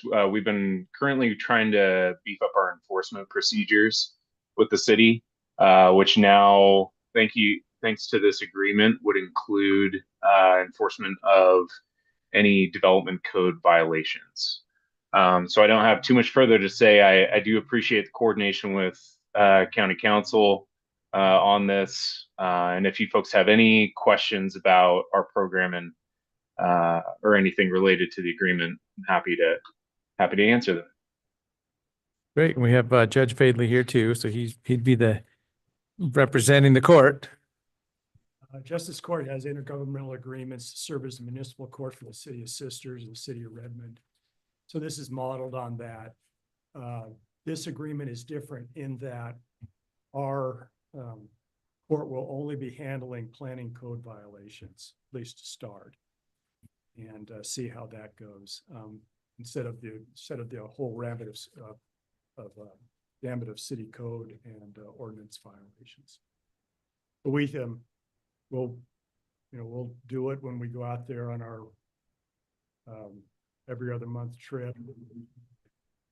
We can handle that increment. Help the client. So this is going to fit into an existing schedule. And is it in the afternoon and the evening or just the evening? I don't know what. Start at 4:30. 4:30, okay. Great. Sounds like it's all kind of worked out between the parties here. And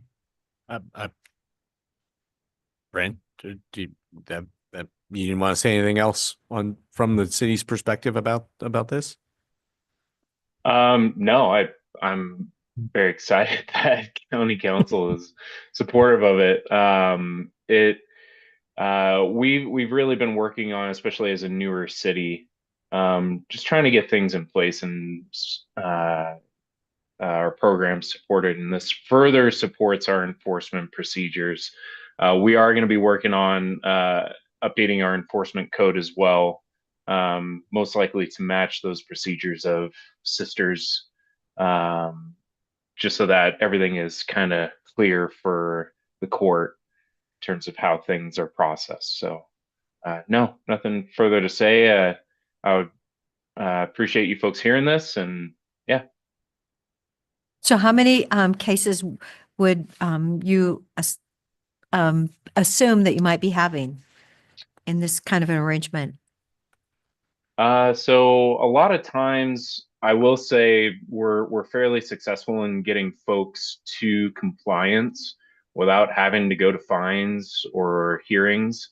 But there are some that are hanging out that are most likely going to be going to a hearing. Right now we have 12 cases currently right now. Not to say those are all going to go at once. Some of those are still in coordination on trying to get into compliance, and folks have been taking steps to get into compliance. But it's those lingering ones where folks are dragging their feet, aren't really making any progress, that will most likely be sending to enforcement. So, but yeah, that's currently what we have right now. Thanks, Brad. I just was wondering, what kind of a story we're talking about. I mean, one thing I would like to ask Judge Fadley, I mean, we're coming into budget season, in terms of the finances of the Justice Court and, and FTE staffing. I mean, is this beneficial, kind of for making the business of the court work better, or it's more work and you have new expenses and, you need to kind of figure out how to meet those as well? We don't anticipate any new expenses. We won't have to add any personnel to do this. If the numbers are what we're expecting from what Lapine tells us, that'll be just fine. The revenue part of this is minimal. I mean, it's, 1% of 1%.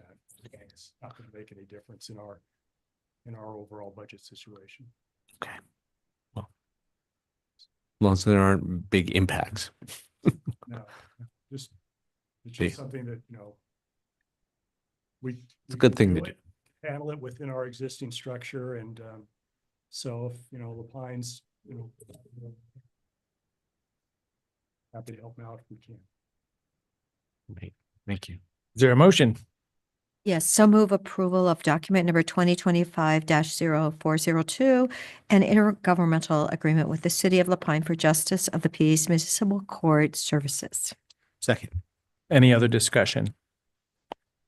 Seeing none, Commissioner Adair? Yes. Commissioner Chang? Yes. And Chair will vote yes. Thank you very much. Thanks for joining us. Thank you, So at Commissioners. this time, back to item number 3, work session in preparation for potential public hearing on transient room tax code amendments. Good afternoon, Commissioners. Robert, Chief Financial Officer. Michelle Asaya, Management Analyst for Transient Room Tax. Hello. So this afternoon, we're here before you to discuss the potential for a public hearing on the transient room tax. We have the memo laid out in front of you along with the red line version of the updated code 4.08. You will notice there is a lot of red line on that. It's been a while since we've had that code, that ordinance updated. And so it is trying to accomplish a few things at once. A lot of it is updating the language, modernizing it. It's also coming into compliance or alignment, I should say, coming into alignment with the state's code as well. As one of the things that we'll get to at the beginning is we refer to it as a transient room tax. It's been historical in that way. I am recommending that we change it to match the ORS ordinance, which actually is the ORS transient lodging tax. So that's a just verbiage change there. And so you'll see that change throughout. But also the state of Oregon, the Department of Revenue, they actually administer a transient lodging tax for a number of counties and a number of cities throughout the state. And they developed a model ordinance as well as that. Actually, they got it from the League of Oregon Cities. So it's a standardized model that's used with a lot of the definitions. So you'll see here as we go through some of this is, for example, we referred to, we had a definition for hotel. And that was really identifying any facility that was used as a transient lodging facility. Well, we've adopted their language instead of calling it hotel because, it could be a room, it could be a yurt, it could be many, many things. Because we got confusion sometimes from some of our customers. They just think, oh, it's hotel, even though it's an expanded definition. So we're expanding we're changing the definition to a transient lodging facility or transient lodging, those there. So it's making those sort of changes as we go through it. So as I mentioned, we would propose renaming the transient rental tax to transient lodging tax, and just kind of going down the memo here. We're adding a definition for short-term rental that wasn't in our code previously. Short-term rental hosting platform. When this was originally written, we didn't have VRBO, Airbnb, or that wasn't thought. Actually, I don't know the background, but it wasn't in our specific code last time about identifying these transient lodging intermediaries. And so we're defining those and defining some of those related terms for them. Short-term rental hosting platform fees. And really that's mentioning about those lodging intermediaries. When I say that, I mean like Airbnb, VRBO. Updating transient or occupant to refer to them as occupant. In our code, we refer to somebody who's renting a facility to be called a transient. We're just updating the language to match the state. They're using the term occupant, so we're just trying to match that as well. Already mentioned we're changing from hotel to transient lodging or transient lodging facility. Adding definitions for clarity for transient lodging provider and transient lodging intermediary.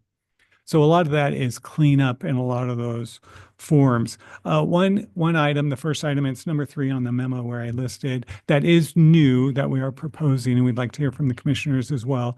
We're suggesting adding language for the county to administer a fee for the initial registration and the annual renewal for the certificate of authority.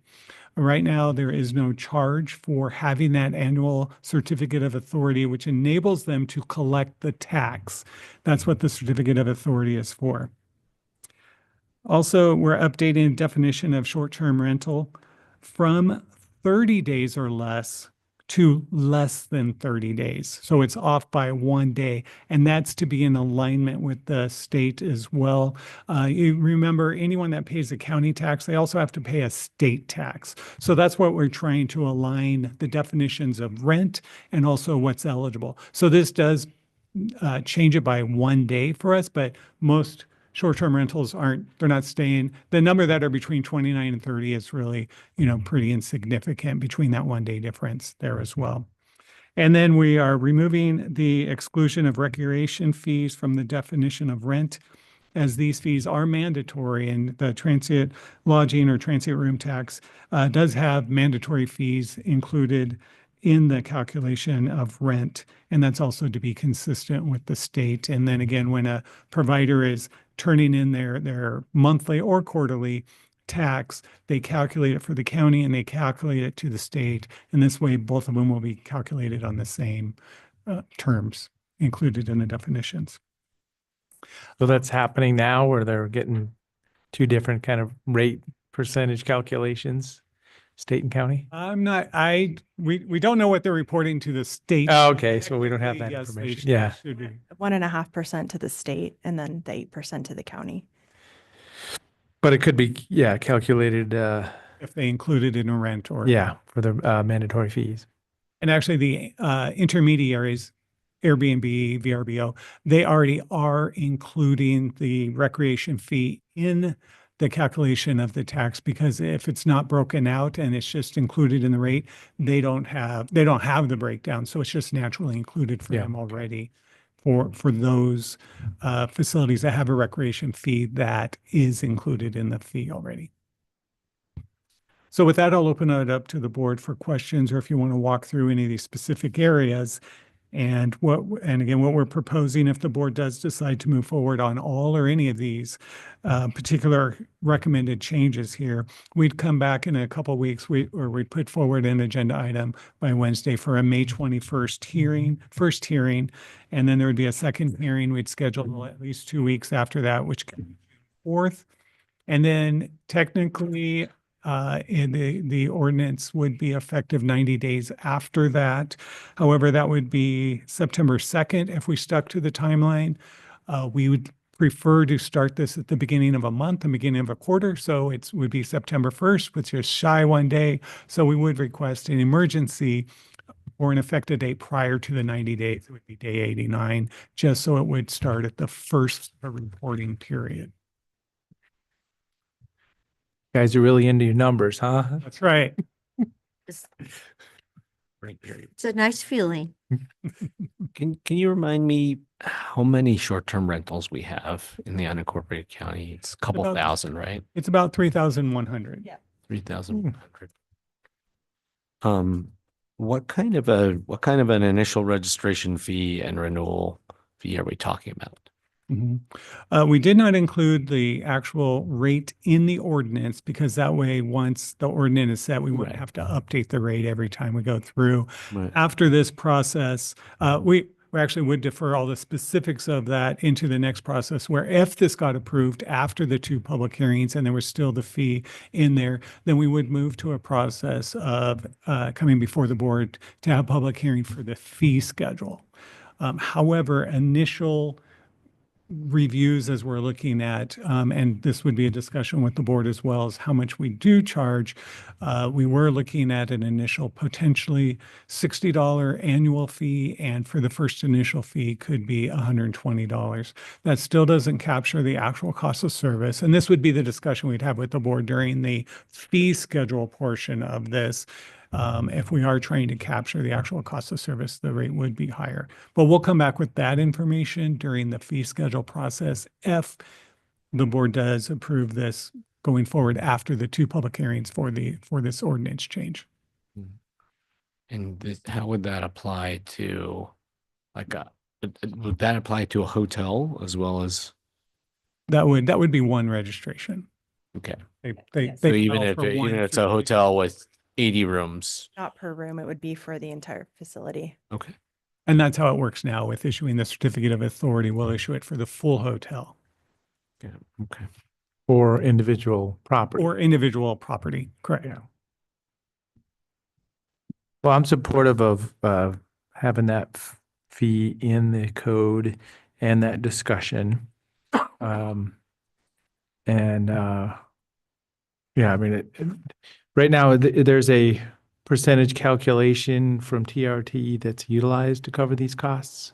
Correct. Right now, taken off the top, there's an admin fee when you get your monthly reports. There'll be an expenditure line for administration. It pays for the software. It pays for about a 1.0 FTE, pays for all the mailing and all the other costs that we have. So this will offset all those costs. It'll offset the cost, right, of administration of the actual program itself. Was this in the example code from LOC? No, the state actually doesn't have a certificate of authority fee. Oh, not this way? Okay. It's correct because they don't, there are a number of counties that use them, but those counties don't they're not required to issue a certificate of authority. They don't do that within their county. And so there's no other control or oversight on some of the things that we look at here before issuing a certificate of authority. Well, and yeah, I mean, open process here, and we'll make sure that lodging providers are engaged in that conversation also. If the board approves this to go forward, what Michelle's able to do through the software program that we have, we will send out a notice to everyone in our system, an email notification, and it'll go directly to the either property managers or the property owners, so they'll be aware. We'll fully submit the red line version of the code and when we expect it to come to the board. So today's just kind of a go, no go for this package. Looks like the package is stable and complete for what you want to get done here. It does for our account, yes. Yeah. Any thoughts? Well, fascinating because I actually brought up the Eagle Crest situation one night when I wasn't sleeping, and I'm like, okay, why is their funding so minimal? And then I saw the numbers, and it's since 2016? Were we collecting anything before then? Before 2016, does anybody know? We were? We were. Not for the shortfall, not for the shortage of their transient. The shortage. Okay, so we didn't start doing that. Okay, all right. After the code amendment or the amendment in 2016 is when that additional fee was applied for them not meeting the ratio of rooms. But is inflation applied to that? Was inflation in that change in 16? It is, because when they calculate the amount to charge, it's based on the average rate they received per unit. And as you know, rates usually go up each year. So it's in the calculation there because it's based on that year's worth of rental per unit. But it's very interesting when you look at that number because, our room tax revenue actually went up significantly when COVID happened. And those numbers, if you look at them, they either went down, it was fascinating, I thought. So anyway, we'll say no more. I'm so glad I could learn TLT. That makes way more sense to me than TRT. I was thinking, today, what does that R stand for? So lodging makes perfect sense. That may be hard for us to get used to if It's going to be hard for me to get used to. Yes, this change. exactly. No, I think it's automatic. So anyway, thanks, Michelle. When do we think when do we think the hearing is going to be? I'm assuming there aren't any major changes to this. I'll put forward an agenda item, work with legal counsel. They'll put it forth, help us with the resolution change on that. And so we propose bringing it back May 21st, assuming we can get that in by Wednesday this week. And then we'll have a public hearing proposed for May 21st for the first hearing. And if there's board support, I'll mention it at tomorrow afternoon's Visit Central Oregon. May 21st, though, isn't that a Friday? It's a Wednesday, The 21st is? 2 weeks from this. Oh, May. Okay, May. We're still talking May. All right. I'm thinking So like there's that's support? fast. Commissioner? You know, I took a quote down, capture the actual cost of the service. Yesterday this is not you guys, but it's somebody else in the county. I was talking to Adair Homes and they said that this region of Oregon was their most expensive to build in. And I'm like, you know, I don't know the real details, but I thought that was really unfortunate that we are the most expensive to build in. So anyway, it's, you know, I'm TLT makes sense to me. I'm supportive also. Great. Thank you, commissioners. We'll put forth an agenda item to come forward for a public hearing. Yes. Thanks, Michelle. Thanks. Thanks, Robert. So Commissioner Chang, you mentioned you're going to have to go pretty soon. Be leaving at 3:30. Oh, 3:30. Okay. So, well, that's fine. I just didn't know if it was 3 because then we have this other item, which is this letter for the state legislative on Bill 3069. But we'll get to that before you leave one way or another. But at this time, item number 5, forming a committee to create commissioner districts. We're getting a little bit of feedback on this now. Good afternoon, Commissioners. Jen Patterson, Strategic Initiatives Manager. Okay, so we've had several discussions. The board has had several discussions on potentially forming commission districts as the commissioners grow from a 3-member board to a 5-member board. And we are continuing conversations on how those, the commissioners have agreed to form a committee to draw draft district maps. And we are continuing the discussions today on the ways that that committee could be formed. So specifically on March 31st, on April 16th, I came before you to discuss different possibilities for committee formation. And at that time, the board directed staff, myself included, to provide further information on potential costs of using a civic assembly-like process to select committee members. As a little bit of background, the civic assembly was recently used in the county for the youth houselessness engagement and conversation. And so I had further conversations with Josh Burgess, who was instrumental in putting together that civic assembly, as well as some other research to come up with some different costs for your information on the civic assembly. So specifically, the Civic Assembly, one of the outreaches that they did was send out a mailing to a randomly generated list of residents in Deschutes County. And then those residents were invited to submit an application. So there's a couple of different ways to go about a civic assembly. If you go through that process, you could generate a list and send it out, or you could open up the list to anyone. You could send an envelope out with information and a self-addressed returned envelope for them to submit an application back. Or one of the possibilities that we were talking about to reduce costs is sending out a postcard potentially with a QR code that would direct people to a website with further information, potentially applications. So what I did just to look at costs, I got quotes for 3 different universes. One of them was a universe of 12,500. That is the universe that was used for the Civic Assembly. It doesn't mean it would be the same people. It's just the same universe size that they decided on when they did the Civic Assembly for Deschutes County. 84,000 is approximately the number of distinct addresses for all registered voters. And then there's 113,000 registered voters in the county. So I got direct mail service for quotes for those 3 universe size sizes. And then I received quotes, one for an envelope mailing with all the information included, including a stamped returned envelope. And we used a basis line of 1,000 applications returned. Of course, that would vary depending on the size of the universe, but I just used one flat universe size return, so it could kind of be a little bit cost comparable. And then a quote for postcard mailing. So those are all outlined in the staff report, but they range in price for the most minimal of the smallest universe size with a postcard mailing for about $7,400 to the largest universe size with the full envelope mailing to be about $86,000. And then that doesn't incorporate all sorts of staff time involved in developing that process and website development, translation services development, material development, that sort of thing. So I'll pause there since that was the first service. I'm sorry, I should have said. There was 3 things that I looked at. I looked at mailing costs. I looked at sortition process software, which is the software that was used for the Civic Assembly. And then I looked at facilitation services. So those were the 3 distinct things I looked at to bring back before you today. So the first one was the mailing cost, which I just went over. So I'll take a pause there and open it up to further discussion for the board. Yep, so this is for our discussion right now, just putting direction to this. Any thoughts, Commissioner Chang?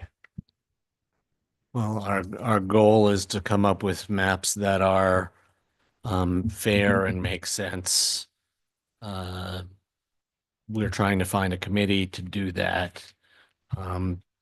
We've identified some very expensive ways of composing that committee.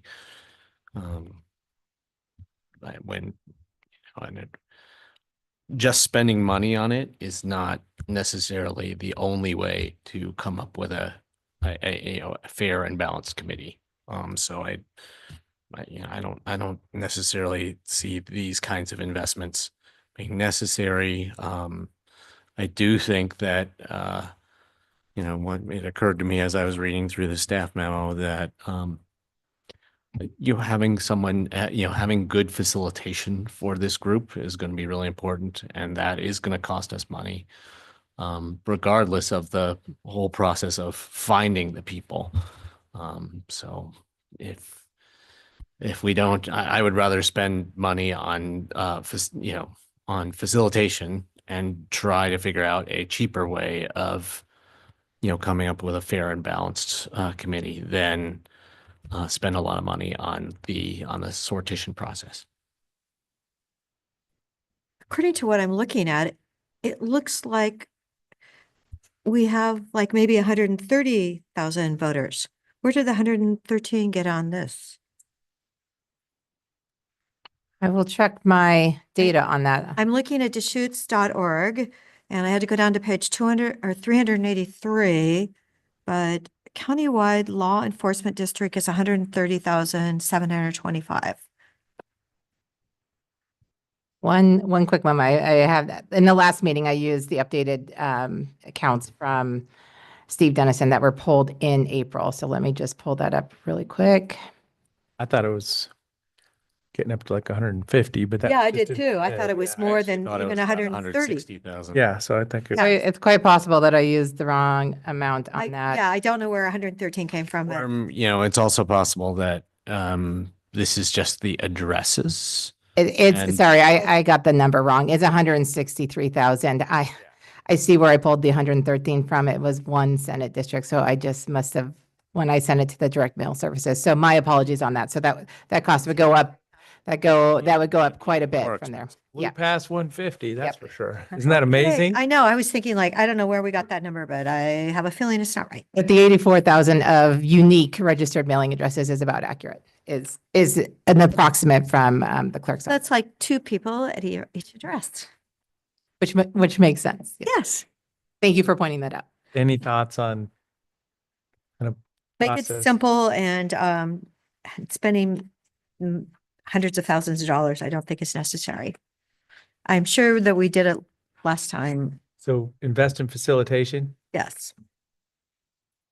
and then what about a process for selection? I just have always said, get a blue ribbon committee.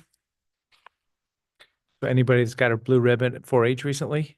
Yeah, I think that's Over a good 18, idea. If they, register to vote. yeah, they have all the grand champions animals of the fair can come. No, the Perfect. parents, their Oh, the parents. parents. Yes. Their child had. Well, as I say, I mean, my moment, and there, as I say, I didn't print the email again, but the one gentleman sent us a note, said, just keep it simple, appoint some members, and then, respect the process, which is generally what you were just saying, make sure the facilitation and the Yeah. process is very valuable, and just get some names. But we do need a good, do need a good approach to come up with a fair and balanced committee.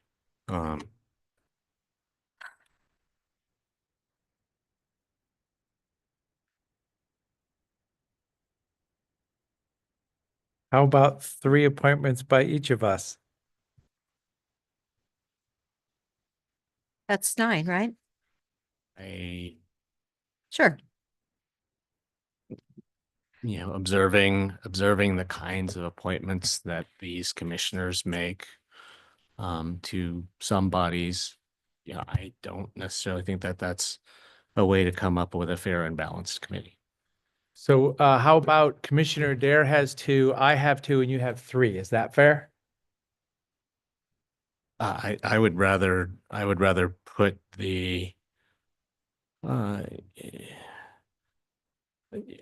I would trust other entities more.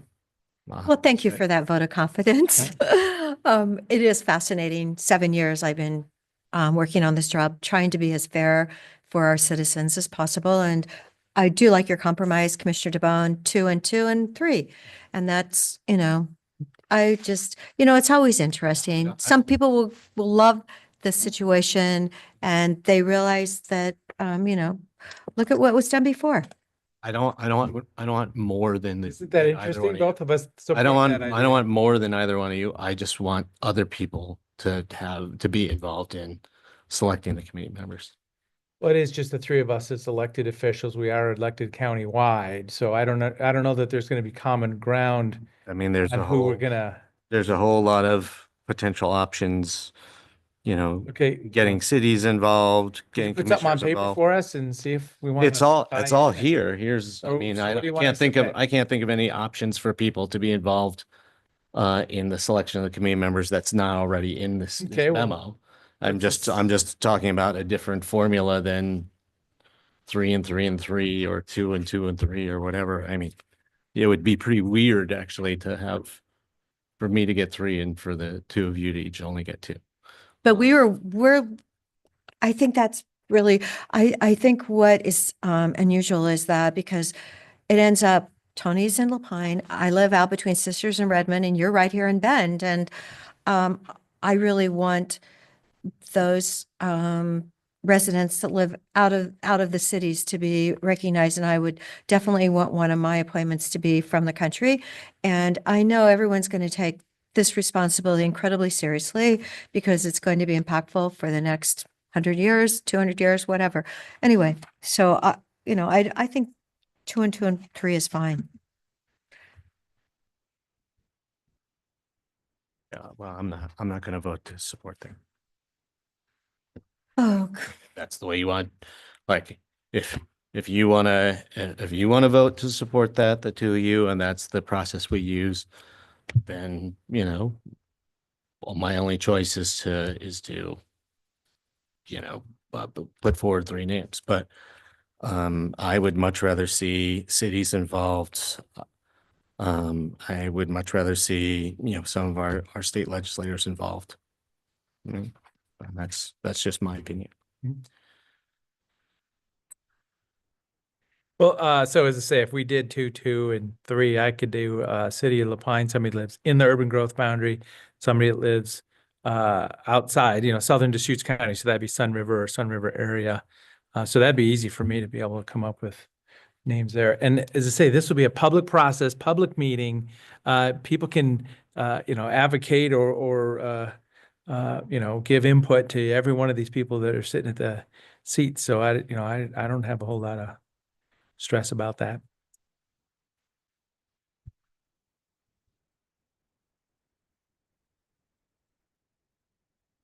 Oh, all you had to do is look on the next page and you'll see Senator Broadman was 113, 120. Yep. That's where I what you found pulled it from. Yeah. I'm like going, whoa, Somewhere, it came from somewhere. yeah. As I say, so then we're talking about 7 though, is the other thing that, you know, instead of 9, we're talking about 7, which is a good, you know, that's like a city council. So that's a good size. And then remember, this is just a recommendation to us because all we're doing here is taking a recommendation, accepting it, and getting it to a ballot. If we can get that, you know, process complete, putting it on a ballot for the citizens to vote on. So it's not even a decision up front. It's just putting a process in place. And we've already had the feedback. Well, I know I didn't vote on commission seats. And I was like, I understand that, but there's a lot of folks that were just kind of half paying attention and they did vote for it or didn't vote for it. But they, as I say, in conversation, I've heard from multiple people that said, I assumed there were districts involved. So And then that's- some that's people the said they starting don't point for want me. districts. And so I'm like, well, you'll have that opportunity to vote Yeah, against this. exactly. That will be definitely on the ballot, hopefully on the ballot. So yeah, some people don't want to just get to vote for one person. So, I think our goal is to produce proposed maps that the community is going to support, or a majority of voters are going to support. That means we need to have a fair and balanced committee, and I'm not persuaded that this is the right formula to produce the committee that can produce that result for us. And it would be basically a huge waste of people's time and money for us to, walk a partisan, divisive, loaded committee through this process and come up with a map that isn't going to pass muster with the voters. well, spending $100,000 on mailing 113, oh, wait, no, it's 163,000 voters. That's what's that going to do to it? Add another, so it's over It's 100,000. about 140 because Yeah. I didn't say I wanted. Well, no, but I'm just I'm just saying. I'm just saying that I think that's a lot of we're- money. We're more likely to come up with a fair and balanced committee if we give give more decision-making power to other entities. Oh. Please. Can you get more specific for a recommendation? We could do something like, we could do something like give some seat appointments to cities, give some seat appointments to legislators, and have one each for each of us, something like that. How big of a committee? Whatever makes sense. I don't know.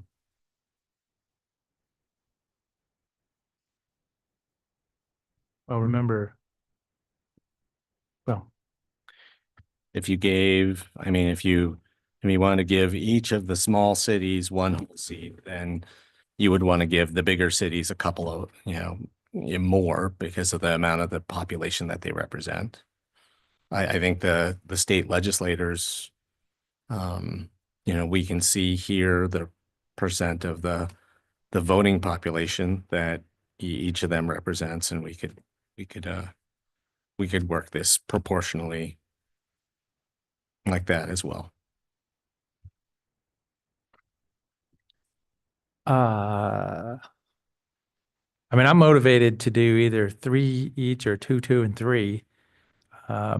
Keep it simple. It's going to be done in the daylight. So, if it doesn't look like something's going to be flowing in a reasonable, fair, and equitable fashion, it'll be obvious. So, yeah, you're kind of speaking generically about these tables here. If we're going to get somewhere today. So if we go 3, 3, and 3, are you going to support that? No. If we go 2, 2, and 3, are you going to support that? No. And you just have generic kind of proposals. Should we come back again and get specific about the numbers? Because, the proportions from the cities and everything. Ask Jen to do it, or would you want to do it? Sure, we could ask Jen to come back with some kind of proposed formula. And how many? With those components. How many seats generally do you think? However many it takes to give a decent amount of representation. No, I would say not more than 15. That's going to get really huge. I mean, we want this to be worked out. And I don't want like two people to take over the group of 15 and it's not fair to the other, the representative, let's say from Sisters Country. So Where's all the citizen engagement on this topic? We have been getting some emails about this. yeah, and they Yes. said, keep it simple. Yep. Don't What make this so complicated and don't spend $150,000. A bunch of them said that this 3-person body shouldn't be implementing this process, and we We're should not, we're just we should appointing wait until someone. there's 5 commissioners. Yeah, we're waiting till we're appointing someone who's going to do it. Well, there's generally support for an effort to have a recommendation put in front of us to put it on the ballot. And I don't think that we're motivated specifically by May or November next year, correct? Or Right. either one of those is going to be fine. It will be lovely. Okay. Well, so Commissioner Adair, do you support just going with 3 each? And, I mean, it may be 2-1, but we could kind of put direction to it today. 2-0. Or 2 and 3 2, 3 is fine. is with- fine. That's okay. One way to get to 15 would be 3 for the city of Bend, 1 for Lapine, 2 for Redmond, 1 for Sisters, 3, 1 each for the commissioners. 1 for Senator Broadman, 1 split between Linthicum and McLean, 1 for Levy, 1 for Krupp, and 1 split between Rischke, Reese Iverson, and Owens. 15. So is that a motion for 2, 2, and 3? Yes. Are you available to support that? I'm not going to support that. I will second it. Trying to put direction to this. So for discussion, if this gets voted on 2-0, 2-1 or whatever, will you engage in this process? I mean, because I can't make you do it. I mean, I'm not going to. If this is the process that the county is pursuing, I'll pick my 3. Sure. So then we'll have seven people on a committee to make a recommendation to the Board of Commissioners. And I support the facilitation, as you mentioned. Let's make sure it's facilitated appropriately. I don't want to spend a ton of money on it, but facilitation of professional. How about this? How about we look at after, I'm not going to support this. If you decide you want to do it this way, I will give you 3 names in consultation with a bunch of people. And then I think we should look at the set of 7 after each has contributed, and we can discuss whether it's a fair and balanced group or not. But you'll have one opinion of fair and balanced and Yeah. we will have another. I mean, that's obvious. So we'll. Fair and I balanced. think Yeah. I think there are people who there are people of every party who I think could and there are people from probably every region of the county who I think could be fair and balanced and proactive and constructive members of this committee. And then there's people from every party and every region of the county who I think could just blow the whole thing up and waste a bunch of our time and money. But we're not talking about spending 150,000 now. We're just talking about getting it done as simply as possible. Staying in budget. What was it? 12,000? 12,000. Yeah, 12. And are you billing towards it? Is it going down already? Nope. Oh, okay. We're going to have facilitation. We're going to have staff time. We're going to have our county clerk administer an election. We're going to have 7, 9, 15 people giving a couple hours at a time for a series of meetings. This is a lot of resources, and if we're, if we,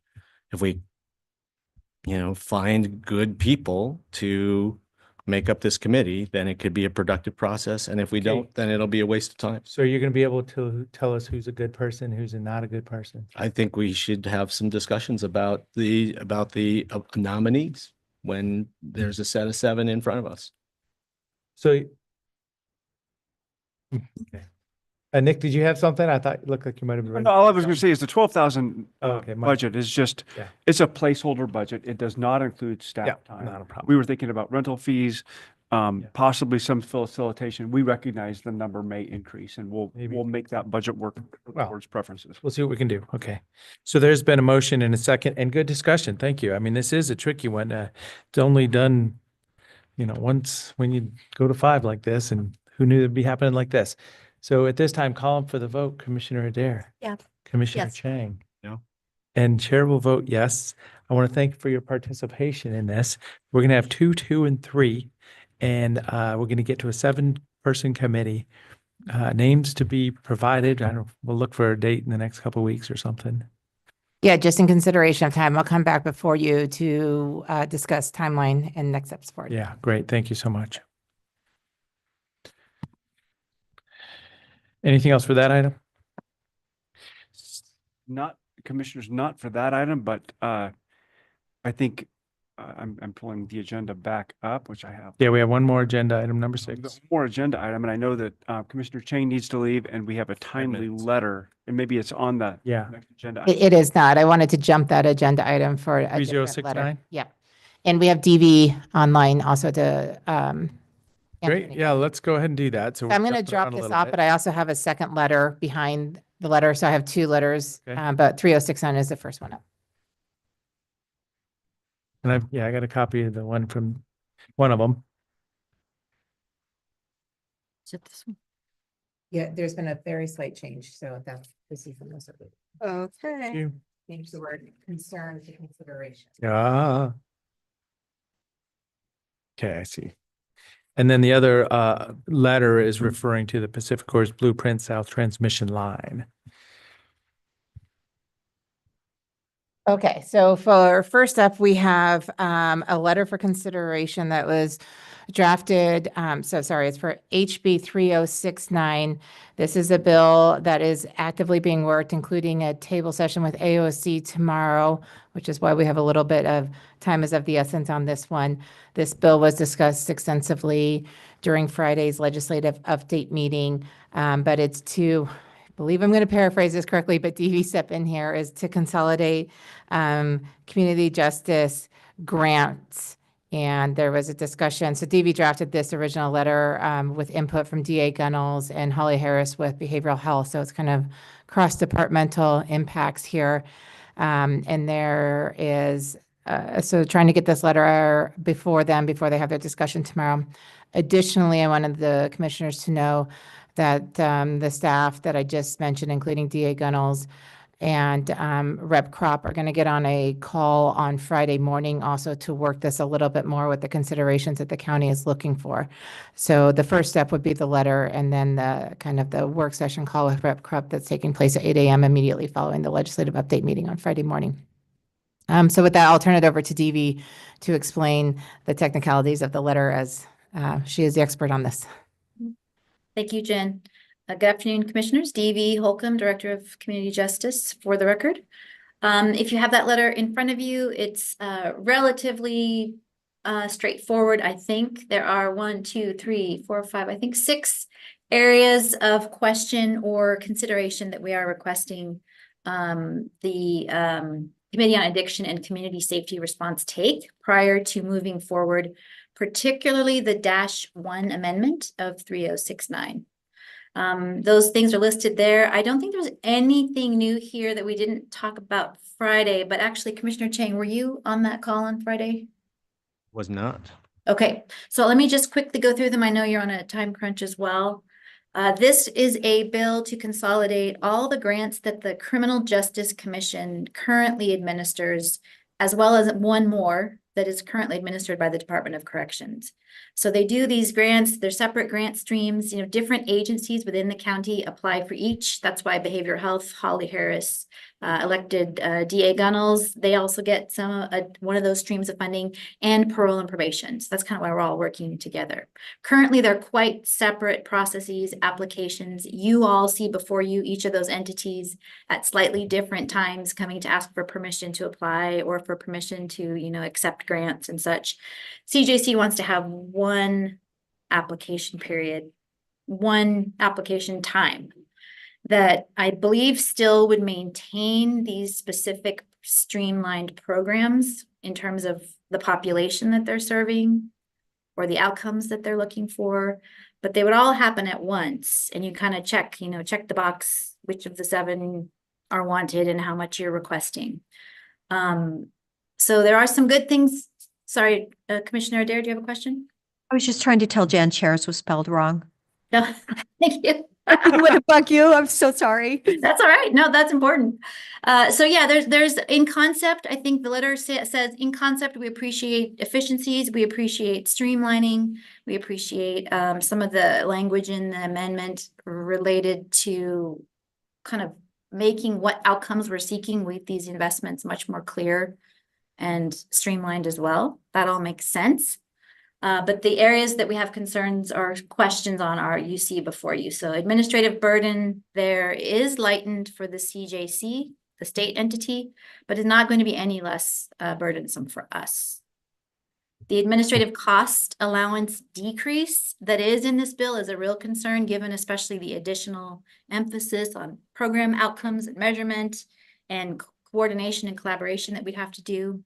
Currently, we're allowed up to 10% administrative fees. This would reduce that to 3%. It doesn't reference the LPSC, Local Public Safety Coordinating Council, which is odd, given that that's its function is to provide coordinated and consolidated planning and oversight of public safety initiatives. DV, I know Deschutes County's Public Safety Coordinating Council's, kind of happy and functioning. Is that, I think that's not the case all around the state, though, I guess. Is that, and do you have any observations or in that area? I have heard that, Commissioner. I have heard that. I don't know what that means exactly. Do they not meet at all? Do they, because It just never of our became a grant thing streams- as much unless there's money flowing, maybe. So, Right. Obviously people come to the table if there's a financial and qualifying for dollars, maybe. But I think it's faded away in some rural counties, Yes, maybe. I do think you're right there. Another area that I think both Holly and DA Gunnels had really mentioned is that number 4. They are also proposing in the amendment to do away with all the different grant committees that reviewed each separate grant area to just one. There'll be like one group of 6-9 people to review each county's application. So, one group of people to look at all the programmatic areas, as opposed to those who are expert in a particular area, to give that kind of focused attention. That's a concern for some of us. Commissioner Cheney? It seems like if you have completely different programmatic areas for these grants, having them spread over the year actually means that if you have any overlap in the people that you need to be grant reviewers, then you have less chance of like basically a pileup, right? I mean, if they're collapsing this down to just one review committee and they're putting all of the grant applications processes for these different programs all at the same time, then it seems like that review committee is going to be completely compressed and smashed for like 3 months and then not have anything to do for the rest of the year. So that just doesn't sound like a very good idea. Yeah, I appreciate that. That's actually not even a perspective I had. I appreciate that. Thank you. I think you're right. Sat on a lot of grant review committees. Yeah. Yes. So just let's see, the last 2 I'll hit real quick. Transition and timing. I believe this bill as written is effective upon passage. We are actually already midway through our 25-27 grant application for some of these programs. So I think we're asking for, if this happens, to slow it down and give us some time to figure out how that will work with biennial programming and funding. And then the last but not least, the amendment starts a wellness grant program that refers to the unique needs of first responders, to have access to wellness grant funding and programming. But the definition of first responders leaves out parole and probation officers or corrections officers. It also leaves out behavioral health specialists who are actively working with the public safety population, equally to law enforcement officers, patrol and such. So we would like that definition to be expanded. And I think all of these areas that you see have been raised also by AOC and in some form or another, many other community corrections agencies. And I'm not aware of where other DAs or other behavioral health systems are sitting with the bill, but yeah, we would certainly appreciate your letter and participation in asking a few more questions on this before it moves forward. Great. So this is a letter for, proposed for signature, and it's really just a conversation starter on proposed topics or, subtopics, basically. I would support this letter. Got a motion? Move approval of letter requesting considerations regarding House Bill 3069-1 and -2. I'll second. Okay, any other discussion? Seeing none, Commissioner Chang. Yes. Commissioner Dare. And I will vote yes also. May I request if I can get permission for your electronic signature? I have two questions. One, I see I put, it's an old format, but it still has Andrew Broadman. So I changed that to Anthony Broadman. But Commissioner Dare, you said the word sheriff? Chairs at the very first, co-chairs. Oh, It's sorry. spelled wrong. Oh, So I'll make those two changes, and Andrew. given the the time restraint, do I have permission to do electronic signatures with those two changes for all three commissioners? So we can get it to AOC by 5 p.m. today? yes. Sure. There we go. Great, thank you. And then one more discussion on this topic. So as I said, at 8 a.m. on Friday, DA Gunnels, DV, Holly Harris, Doug Riggs, potentially Nick, myself, will be on the call with Rep. Crop to discuss this further. At this time, we weren't going to have that be a public meeting, but if there is interest from a commissioner in joining that call, I can send that around. Or if there's a proposal to change that to a public meeting, that can also. Yeah, so from our just call Friday, we were engaged in this topic, and then that was the question, do we want more than one of us to join on this, or is any commissioner want to join on it? So are you interested in, well, sorry, we having our regular 8 o'clock call? So it turns out the call this week is the 7 a.m. call because of AOC. So it's the Friday before the second Monday of the month. Okay, so 7 to 8. 7 to 8 this will is the follow legislative on. update meeting. And then the following week is the one with the legislatures, and we didn't want to wait that late to have this conversation. That's fine. I have another meeting then. Yeah, so We're talking outside of the 7 to 8. Outside of the 7 to 8. And currently at this time is not designated for a public meeting. yeah, 8 o'clock. And it's a 30. I don't need to it's go 30 minutes Zoom specifically. meeting, I should say. This is, the DA and DV, everybody's going to be able to get on it. AOC work conflict with. Health, I think. I really want to go be on the health. Yes, Yeah, maybe 8 a.m. is health. And I should just say, it's not required that a commissioner be there, or staff is more than I may happy be to write up kind testifying of in a the briefing of what happened. So we actually, have a 7 a.m. then instead of 8 a.m.? That's correct. The legislative So the update meeting calendar is from needs to 7 be to 8. updated. at least the sun's coming up earlier. But Yep. I would support department heads. Yeah, I don't maybe think, We just say 7. looks like none of us may be there then. Joining and Yep. plugging for these things. And I absolutely Yeah, have to go. go. The other item, I would just say, I want to see a very detailed map of where Route D and A and B, all the ones that run through kind of the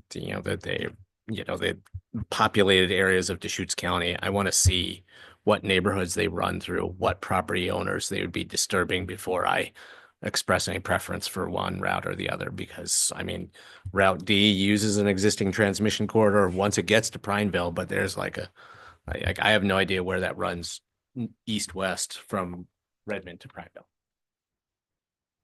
Thank you. So on that topic, this is another letter that had been requested to discuss.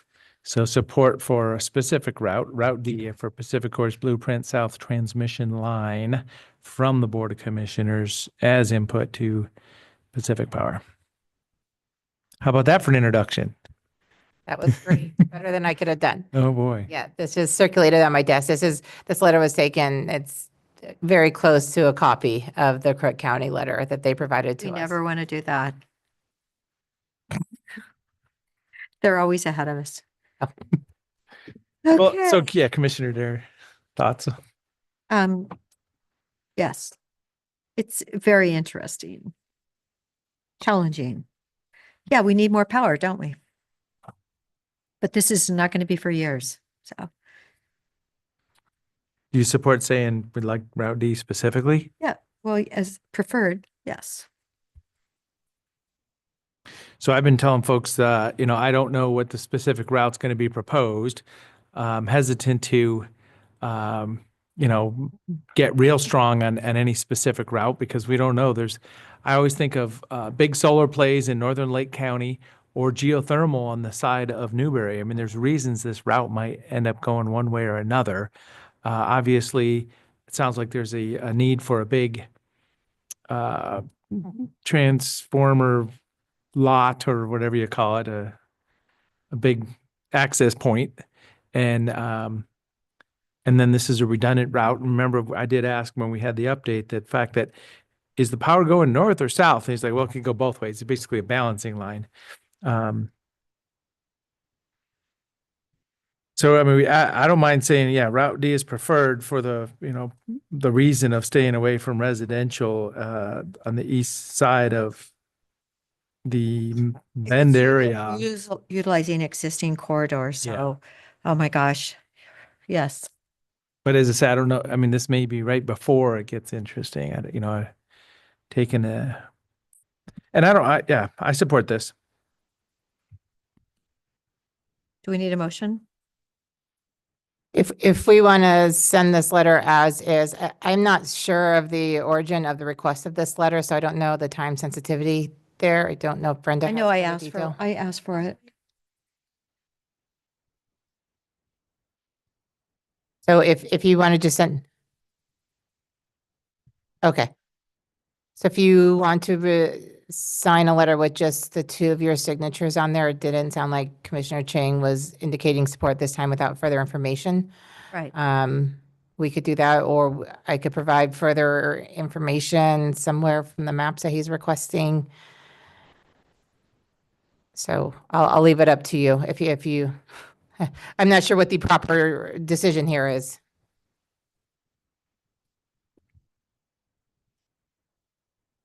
No, please.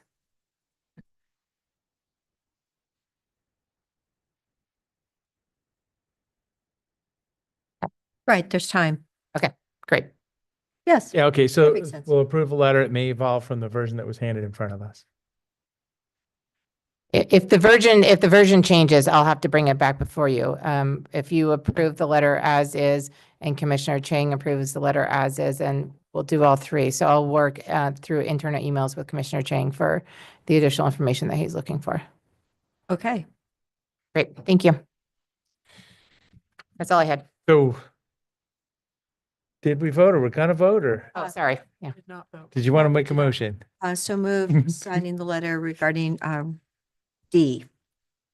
In second, and Commissioner Chang provided some comments as he was leaving, stepping away. Any other discussion? Seeing none, Commissioner Dare Yes. and Chair votes yes also. Thank you. And then our last published item is a letter to acquire the 40 acres of Deschutes National Forest. So they're all letters at the end of the meeting here. 2-minute break. Oh, sure, yeah, yep. It's been a couple, yeah. So we're gonna just take a break for 5 minutes.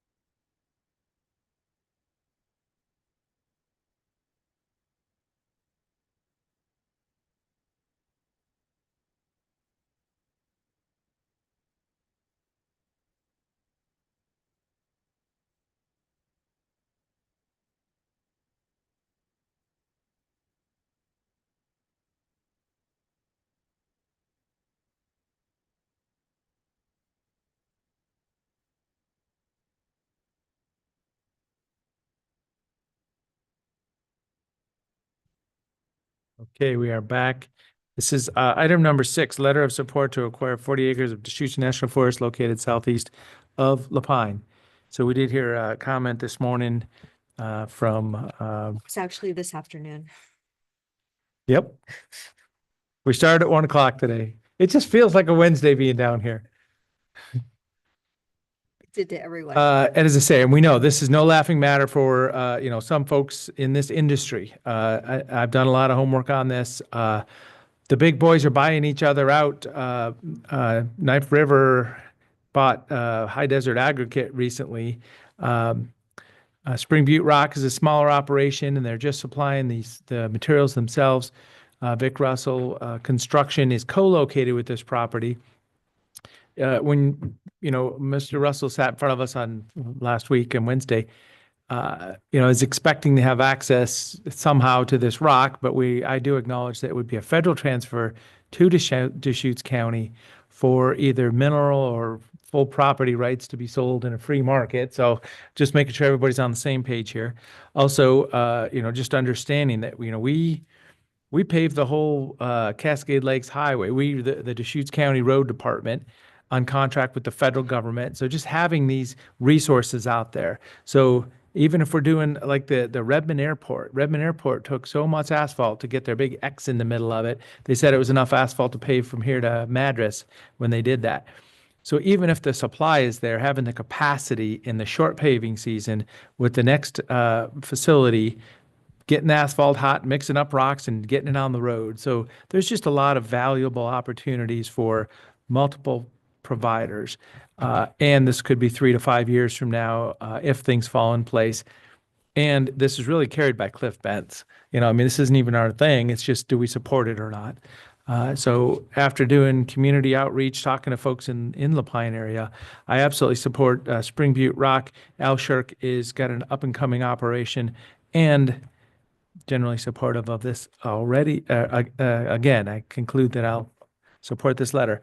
And we're here because I was surprised by the Spring Butte Rock. I just didn't understand the dynamics of what was going on there. It is a couple miles kind of out of town from where the other facility is, but competition in the market's okay. So Yes, competition. So that's why we're doing it a second time, because as I say, I did not see the big picture previously. And then I thought, oh, wait a minute, are we doing something wrong here? Or, is this appropriate? So I have come to that same conclusion a second time. So any other discussion? Sorry, I'm deep into this one again.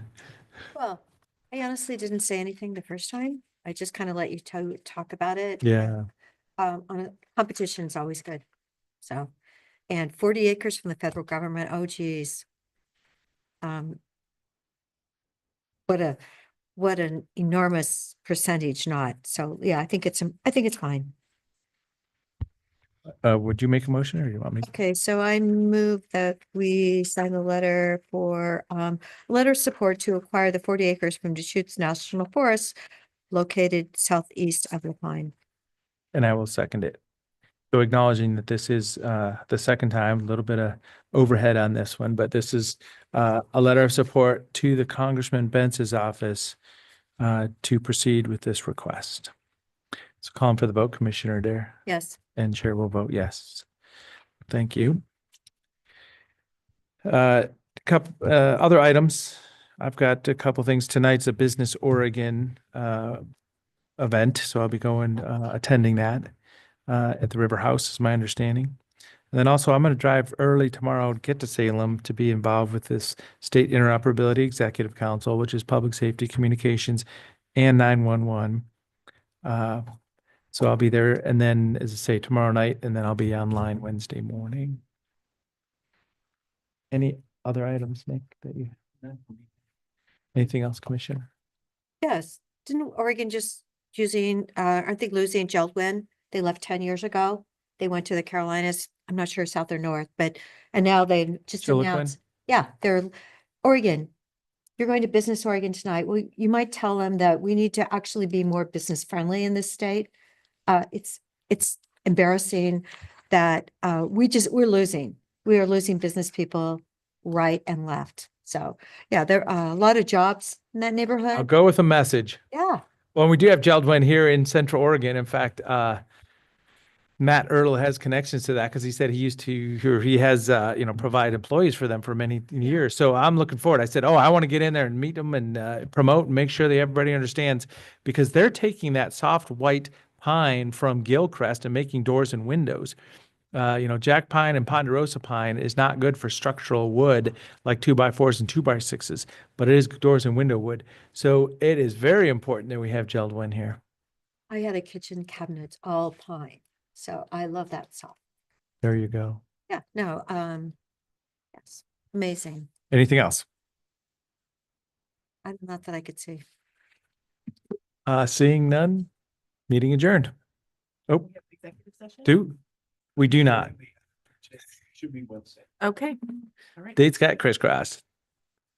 Okay, so meeting adjourned. Thank you.